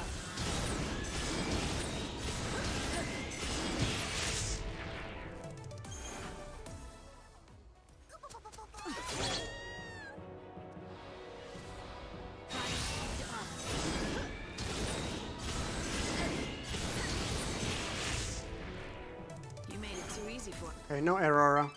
I got one. Light, you did it. You got rid of the monsters that were terrorizing the Moogles. I think you have to watch the cutscene too, Eng, because I think we have the You should let them audio know. on you if I'm not mistaken. Hey, come back! You can skip. Just to make it even for me. Do I skip or watch? Up to you. You I guess. choose. Choose. Let's watch it. So good. Mog, it is you, isn't it? Who's Mog, Kubo? What are you playing at? Is it that terrible having to see me again? No, Kubo, I swear! Then turn around. Mog. Mog does not deserve to look lightning in the eye, Kubo. Oh, Because Mog couldn't protect Sarah, Kubo. And so... Mog, Kubo? I'm glad you're all right. I was worried about you. I know what you're feeling. You've shed a lot of tears for Sarah, haven't you? And we're gonna get a replay. But blaming yourself for what happened is just gonna make her sad. You know Such that. a scene. Sarah's gone, Kubo. Gone forever. Her soul is still out there. And I promise you, I'm going to bring her back. Really, Kubo? Really. So listen, I need a very important favor from you. I need a Meow Meow Choco Chow from you. There's a Meow chance meow choco chow. that I won't be around to meet her when she returns. I'm gonna try not to let that happen. But if it does, I want you to be there instead. She'll need someone she If there's a knows and donation, you can loves probably waiting read it for her. reading this cutscene, because we already saw it once. But that's the best part. I mean, I've got some incredible news for you all, and I want everyone to absolutely lose their minds at this one. Ideni comes in with a donation of $710. Wow! Oh, and says, please save the children. That one's gone to the Arrow Knight incentive, which means it has now been met. Thank you my ever god, so much. thank you so Thank you very much. for that.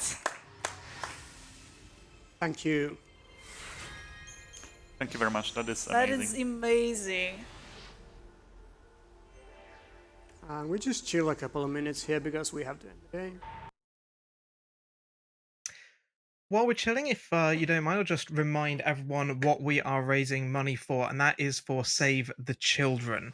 Save the Children believes that every child deserves a future. In the US and around the world, they work every day to give children a healthy start in life, the opportunity to learn and protect from harm. And when crisis strikes and children are most vulnerable, we are always among the first to respond and the last to leave. And they do whatever it takes for children every day and in times of crisis, transforming their lives and the future we share. We are currently up to $9,558 raised. We have both streams going today as well. We're currently here on ESA 1, where we're watching Lightning Returns Final Fantasy XIII.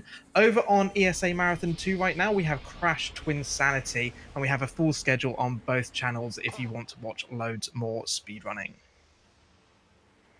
So I'm going to do the Cacture Fight.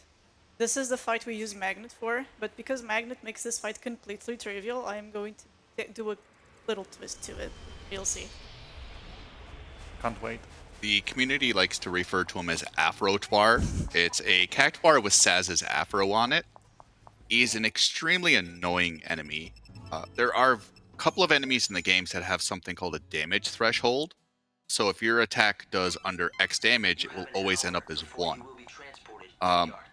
The highest enemy outside of Cactuar is Bunavelza Plus. If you deal less than 2300 damage to it, it'll always resolve as 1. However, Afro-Twar, you have to deal over 65,535 damage. And he also resists everything down to 10%. So in reality, you have to deal 660,000 damage to deal anything more than 1. And this is where Magnet really comes into play, because it hits 4 times for 1 damage. This guy only has 180 hit points. However, if you make the mistake of hitting him with the ice spell, it will heal him for full damage. So it's a lot of runners, when we used to pick up Lazara in the route, and we would have it on the same garb, it'd be very easy to accidentally hit the wrong button when he was close to death, and then you just refill his hit points, and you cry in a corner. Yeah, I used to literally unequip Lizara for this fight just so that it doesn't happen, because I have committed the sin a few times before. So here we're teleporting. The fight completely trivial. Here's the last kind of setup for the Air Knight. The Ghostly Bloom shields that are sold in the research camp are very, very useful weapons, because they give us ATB plus 20, which will help our standby garbs regenerate ATB a lot quicker, because the Air Knight fight is a pretty lengthy fight, and that extra 20 ATB does make it go a lot smoother. I messed up. What happened? I forgot to give them seeds. And Oh, you don't have a soul seed? Yeah, that's really bad. There's on Autosave? No. You can do it on Mal after Parandus. You go to... Oh yeah, we have 1 day left. It's not. Yeah, the you last have day. 1 day left. Oh. Don't forget the Ghostly Bloom Zank. Yeah, I was. You're not gonna be able to finish Saz now. You have to finish it after Arrow Knight. Yeah. Oh yeah, you have a lot of EP to teleport after. Aaron. Yeah, after Arrow Knight you have more than enough time to get the soul seed, go to Maul, and then go to Saz.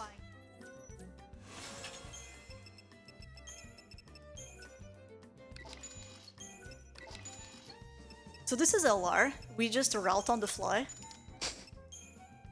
Yeah, it's fine. You will have to end the day after getting the Ghostly Blooms, and then you do the next day as normal until after Arrow Knight. After Arrow Knight you go to... You go to God's Wrath. After Arrow Knight you go to God's Wrath. There's a Chaos Field there, see if you can get a Soul Seed there. Then you go back to Rufy and talk to Maul. Port to Wildlands Research Camp. Talk to Saz, and then you can end the game, end the day somewhere. Yeah, I just forgot to give them. I have seeds more than I have more than enough seeds, but Yeah, that's why I, of course, also didn't have money for the ghostly blooms immediately, so I had to sell a couple of stuff. Hopefully I didn't sell anything important. It's fine. It's fine. I think I sold Fem and Death Herald that I dropped from some... Oh yeah, if you had the Death Herald, yeah. Why am I even coming here if I don't need... You just need to finish the day. You can't... Yeah, that's true. I could have just... Well, You can grab the fragment now and just go back to Odin. yeah. I am allowed to say it's Odin now, because we already beat Caius. On day 10, Hope gets a upgrade for his shop. He ends up selling Heroes Potions for 2 EP. Heroes Potions give us Bravery, Faith, Vigilance, and Haste for a full minute, or 75 seconds with the Collector's Catalog. Haste adds 100 to our ATB regeneration, so for our standby garbs, that's 2 ATB a second, which once again will just help out with the Aeronite fight. Vigilance will increase our keep. Much like 13 and 13.2, this game also has a cut and keep system. Every ability has a cut. Lightning's base keep is 35. Vigilance will add another 35 to it. So as long as the enemy's cut ability isn't higher than her keep, we won't get staggered from it, which doesn't help much for Aeronite, but will help out quite a bit for Bunavelza. Yeah, we grab one Hero's Potions. This one is going to be used for Aeronite, and it's specifically for Haste. Haste just makes, like, the mid's way of the fight way faster than without it. And we can afford this Hero's Potions, it just makes Parandus a little bit slower, but the time you gain from the Aeronite compensates it immensely. So I'll just turn in the Moogle fragment now, and then I'll finish the thing after everything else. Finally. Well, I guess I want to end the day in Canopus, so I will go finish the quest first. You always need to I mean, you can grab the potions for a final day on the day we burn on Heroes Potions. Yeah, but it's not a problem because we have 8 EP after Aeronite. This is the boss of the Dead quest. I don't know which one of the two of you want to talk about this one. I personally hate this guy. He do be slapping. Slapping. Yeah, the fight is pretty straightforward because we just stagger. Using the quick stagger from the Chaos's Revenge too. We debuff, then as always we overclock and blitz to death. But the issue is Parandus has the slap attack which can interrupt us or knock us up, and knock us down, and that's annoying. Uh-oh. Heroing is also a bit bad, but Pharaoh guarded through it nicely, and now the fight should be easy. It's just blitz until death. In any percent we can just blitz this guy forever. Because we are going to fight Aeronite after this, we need full EP for the Aeronite fight, and because we used 2 EP for the Heroes Potions, we only have 1 overclock to spend on this one. Actually, I won't have full EP because I started the day with 7. If I use an overclock... No, wait, I have... No, wait, never mind. It's no problem.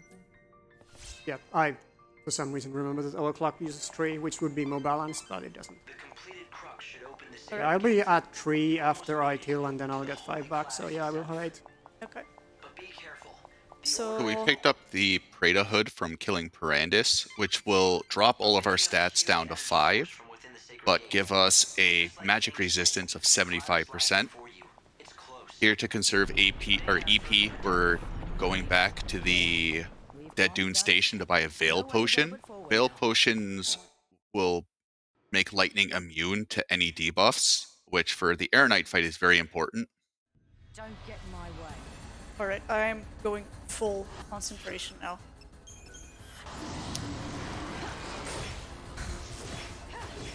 So Aeronite, not depending a on trivial what fight. time of the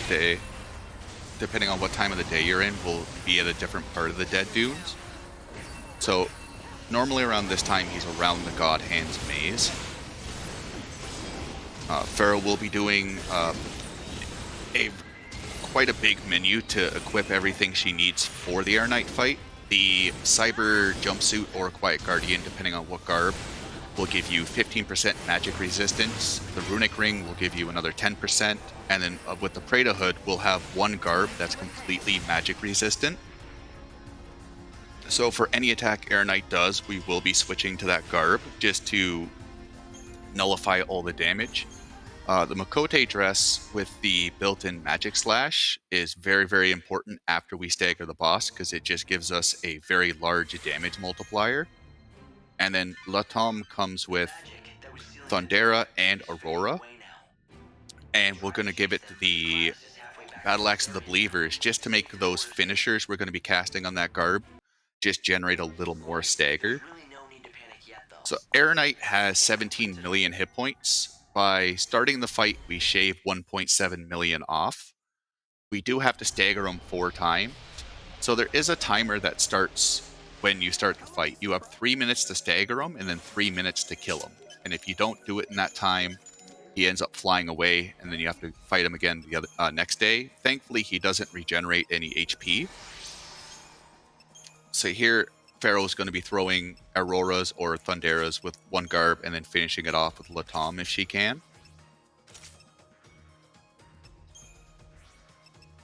So there's first stagger, throwing the Veil Potion for status immunity. Latom has the highest ATB, so we're going to be sitting in that as the other two get the passive regeneration. And it's basically just keep throwing spells while trying to immune as much damage as possible. With the attack Air Knight's trying to do now, because at 60 FPS, if you're on the very edge of the screen, the flyby attack will always miss, so you don't have to worry about trying to perfect guard it or potion tank it. In this game, if you drink a potion or use an EP ability during an attack animation, you reduce the damage by 95%, which we'll be seeing coming up on Pharaoh's screen when Air Knight decides to use Hellfire. Right So away. every time you stagger Just continue. Every time you stagger Air Knight, he ends up taking more damage and he gets more debuffs on himself. Enemies and Lightning can only have up to 5 debuffs. So since Air Knight has the Octagon debuff, that means they're permanent. So right now he's taking 50% more physical and magic damage. And as you see there, Pharaoh potion tanked Hellflare for a very small damage. If she didn't potion tank it, it would deal about 14,000 damage. By the way, because I didn't complete the quest, I won't have 8 EP, so I don't have 3 hour clocks for this fight.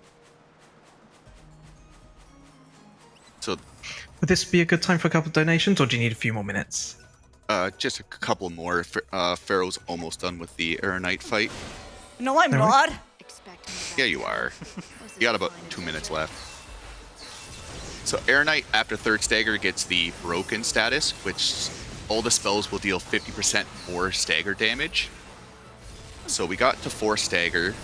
We're going to throw an End Arrow Potion to get an elemental weakness. We're going to be throwing Deprotect and Imperil. So even though Magic Slash is a very, very weak ability, because it hits both a physical and magical weakness, Magic Slash deals 25.83 times normal damage. So once again, just tanking in the Magic Immunity Garb, refreshing the debuffs when we can, and then just trying to nuke down as much as we can with the Magic Slashes. So it is kind of hard at times because there's so much going on, and Air Knight on PC does attack a lot faster than on console. It's very easy just to get randomly sniped by a spell, especially if it's Firaga or Blizzaga. But you can see our stats really aren't anything special, but just by abusing physical, magical, and elemental weaknesses, we can pump out a lot of damage very, very quickly. And then throwing Bravery Potions also for that 50% damage increase. And that's Air Knight.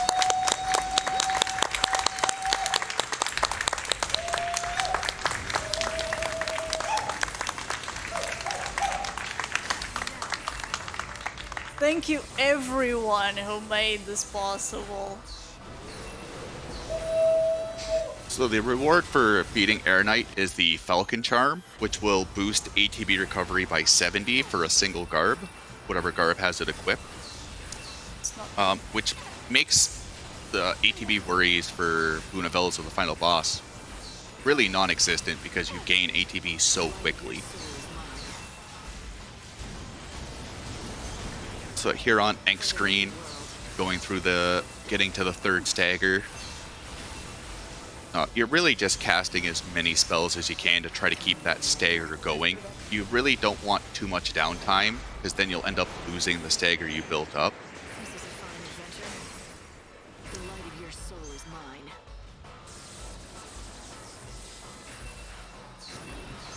mine. Another thing to note is Air Knight with his 4 stagger takes 5 times base damage from physical and magical, and that's where a lot of the damage bonus comes from.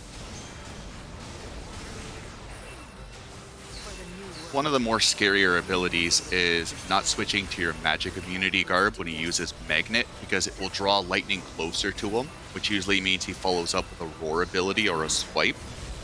And we're not really physically defensive spec. So one small mistake can very much lead to just having to redo the fight.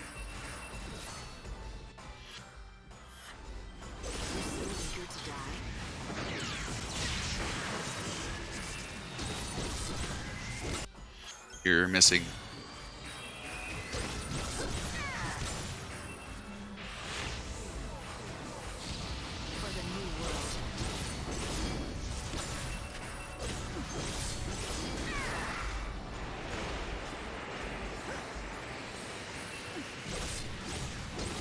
So a big trouble with Air Knight is just trying to manage ATB enough to keep up the debuffing.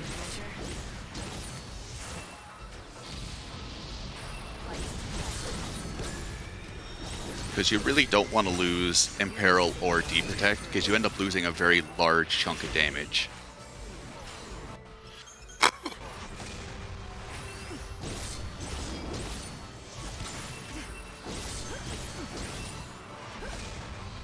For the new world.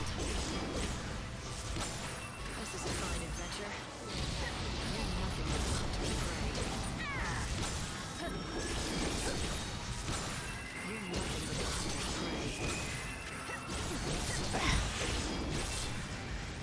prey. I just grabbed 4 Heroes Potions that is going to be used throughout the entirety of Final Day. They're all going to be used on Bunavelza, and then a couple of and spell potions that are also going to be used on the Final Day.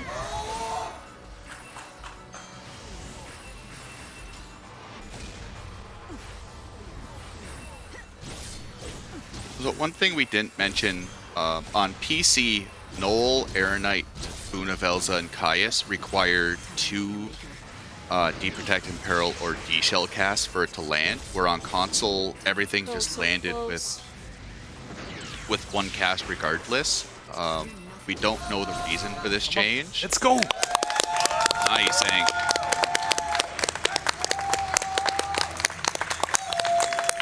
That was really bad because I didn't have the overclock. Yeah. And I had to use overclock to debuff. So normally it's not too bad. Thank you everyone that's donated towards this incentive. Yeah, thank you very much. And I guess, speaking of donations, we have time for some of them before going into the final day. Yeah. That's brilliant. Thank you very much. We got loads of them coming in at the moment. Leonis with $20 says, any late game Nexon farming by any chance, Pharaoh? Anyway, let's go for Air Knight. Get it. We have Kupikaku with $5 says, $5 donation train until 10k. Let's go. Let's go. Your donation reader, HUD601 donates $5, says $5 dono train for 10k. Let's do this. And that one's going to the Sonic Mania crowd control for Argic's cursed Sonic costume. Mitako donates $25, says put this donation to any other super boss Lightning Returns has. Rogue incentives are the best. Anonymous donates $5. That one goes to Super Mario Land 2, 6 golden coins, glitchless bonus category of any percent. Redinator donates $100 and says, hey, no comment, but it goes to Hades, 3 weapons, beat Sharon. And Tywin WT148 donates $50 and says, I hope everyone is having fun. Pharaoh and Enkwolf crush this game. And that's going to the double driver incentive for Trackmania 2. We are just $227 away from 10,000. Can we do it before the end of this run, chat? Come on, let's get this one going. Thank you very much. I'm gonna pet the knight for all of the donation. Love to.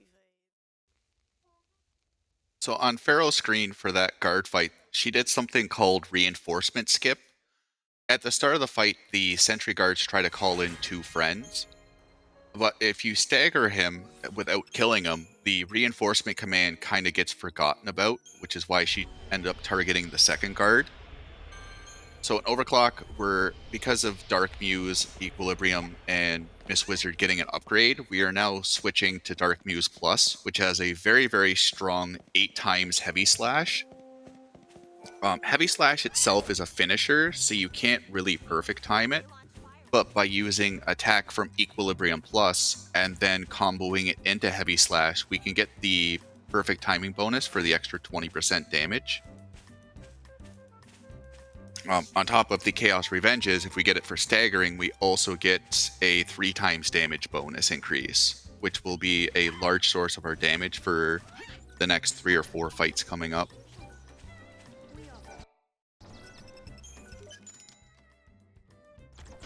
So on the final day, you don't have to worry about the time. The time limit no longer exists.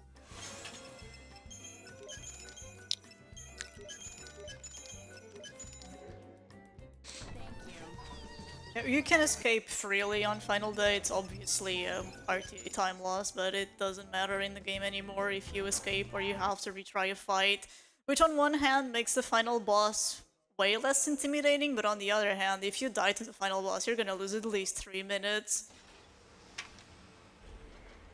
Well, not if you die in first phase. Have you ever died on phase 1, Booney? I haven't. Well, not die, but like you can get. Yeah, you If might you be lose forced your to bravery escape. and Yeah. if you lose your debuffs, it starts to get kind of sketchy.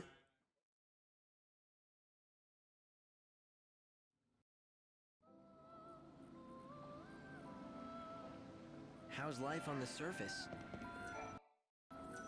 What happened here?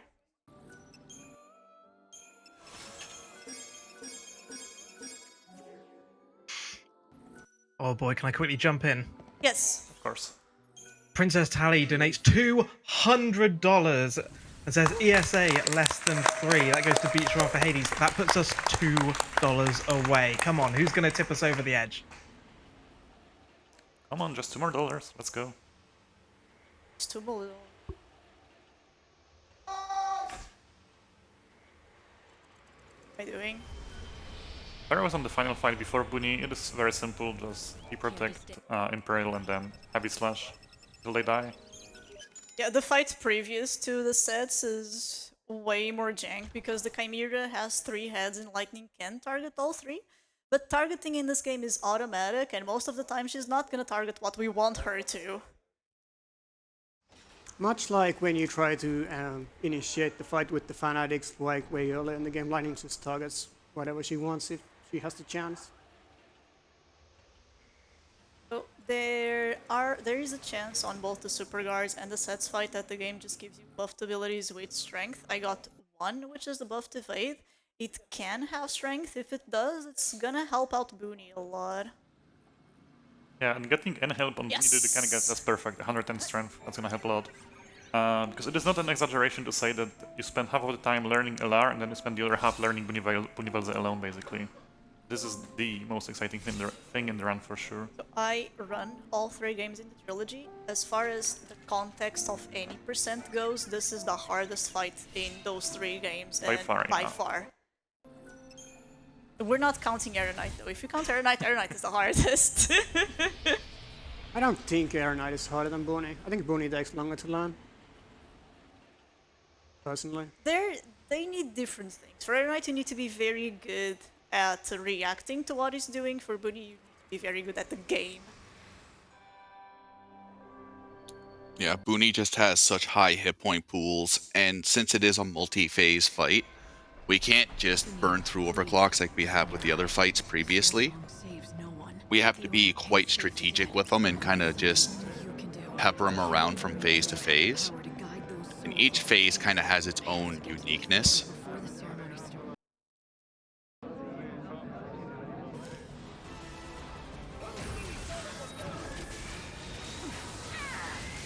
So for first phase, because we can only have 5 buffs and he casts Doom on us and we can't get rid of Doom, we can't really throw a Hero's Potion without kind of losing something. So here we're throwing Vigilance to help Lightning not get interrupted by his attacks, and then we're just going to keep chaining attack into Heavy Slash for the perfect timing damage. So he should be staggering next attack, and you can see that one Heavy Slash did 130,000 damage. Yeah, the stagger here was a bit late, but it's still fine. Generally you want to stagger as fast as possible in phase 1 to get that unprotected status, I believe. That increases our damage further. Yeah, unprotected. I apologize for interrupting, but I just want to announce we have hit $10,000.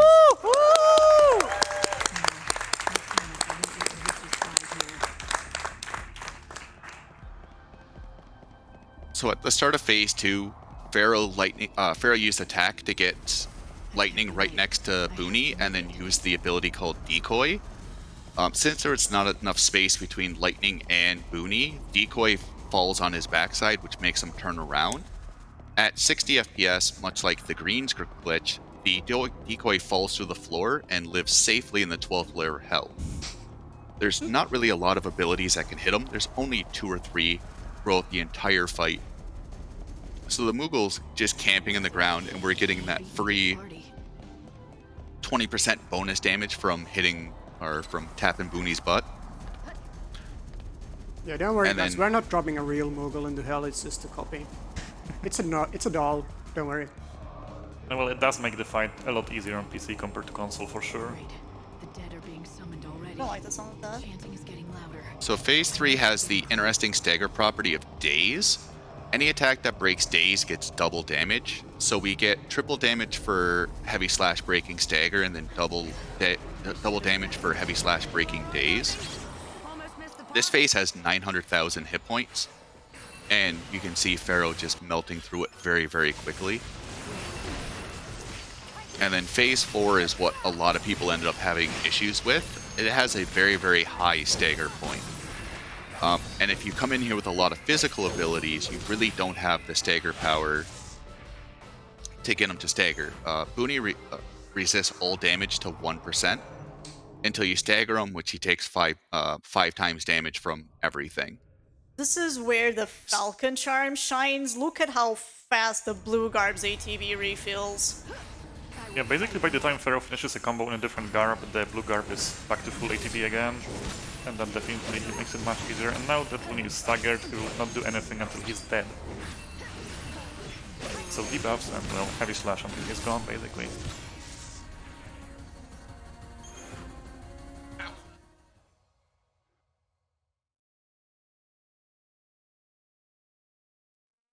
So you can see Pharaoh a couple of times throwing in extra attacks.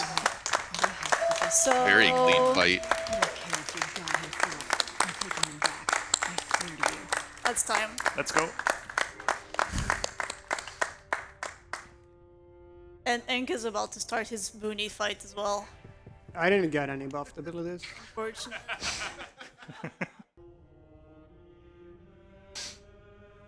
So we're going in with normal strength. So one thing I should say, that estimate was for the run without Aeronite. Aeronite on his own just adds 6 minutes, so it would be almost impossible for us to beat this estimate, especially with all the goofing around we've done. We apologize. But yeah, like 212 with watching the cutscenes and Aeronite and stuff is just an amazing time, honestly. I mean, I guess the mod helps a lot. The but mod still. helps a lot. Without the mod, this would be a 218 or 219.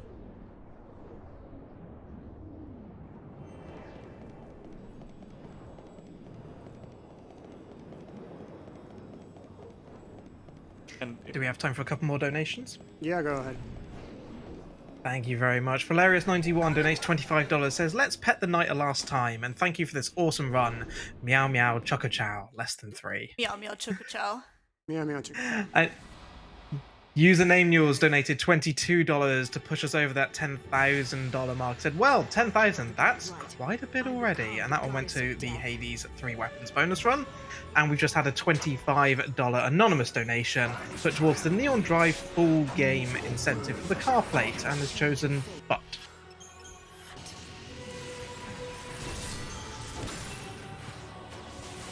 Now feel my strength.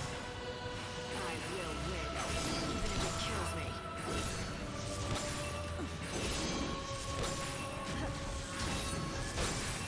Okay, so for Eng, you can see that Universe got staggered way earlier, so this should definitely help. Especially that, again, Eng doesn't have the extra strength from the buffed abilities.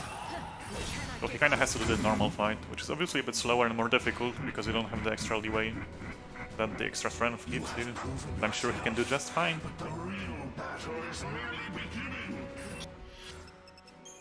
Cannot give up. And I guess phase 2 is the most spooky one, because if you don't kill Bunny in time, he will cast Wings of Destruction, which basically kill lighting instantly. Unless we back off very far away, so that it doesn't damage us too much, but that's also difficult. Yeah, there is a backup for Wings of Destruction. Unfortunately, even if you survive Wings, immediately afterwards you will use something called Spirit, which changes the element that he has. So right now he has no element. If he chooses to change to Ice Spirit, then he starts absorbing ice, and we don't have any more end potions to really abuse that elemental weakness. So if we see an Ice Spirit, we are forced to retry the fight. Yeah, that was a really good job. Bunny died, or the phase finished just as he started casting the Wings of Destruction, I believe.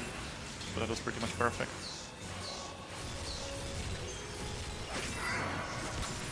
Phase 3 is not that dangerous, but I would say it's annoying because Bunny moves around a lot and it's difficult to keep up the positional damage bonus.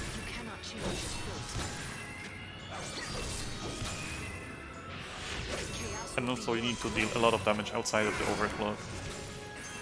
Because again, he does have a lot of HP in this phase. This is your grave. We do not accept your rule.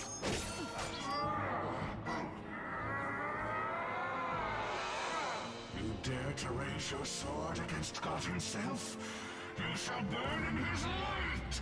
Phase 4 again. With the Falcon Charm on the passion, it becomes way easier than normal is.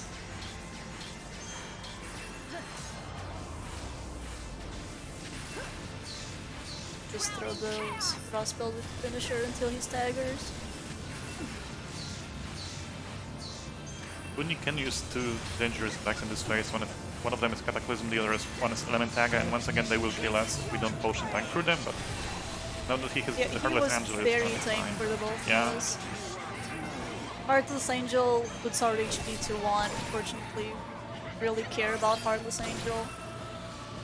Yeah, being 1 HP doesn't matter when Bunny is staggered and he doesn't do anything anyway. And now the time's coming up for Eng too. Oh wow, one hit shot. Let's go! GG's. Meow meow choco chow. Meow meow choco chow.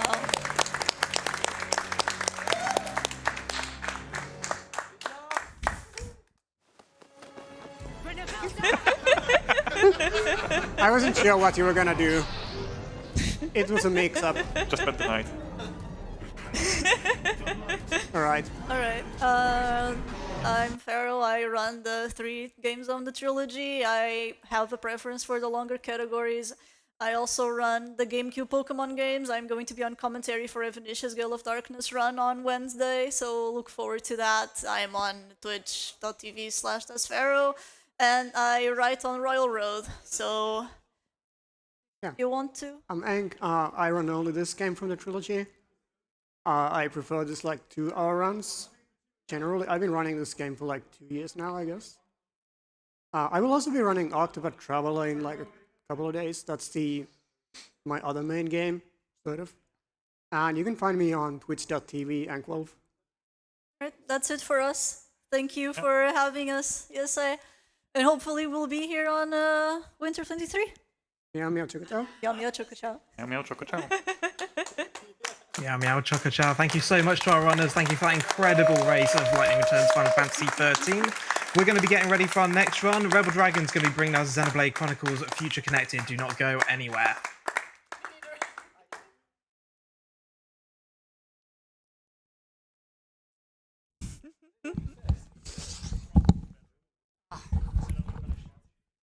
It's fun.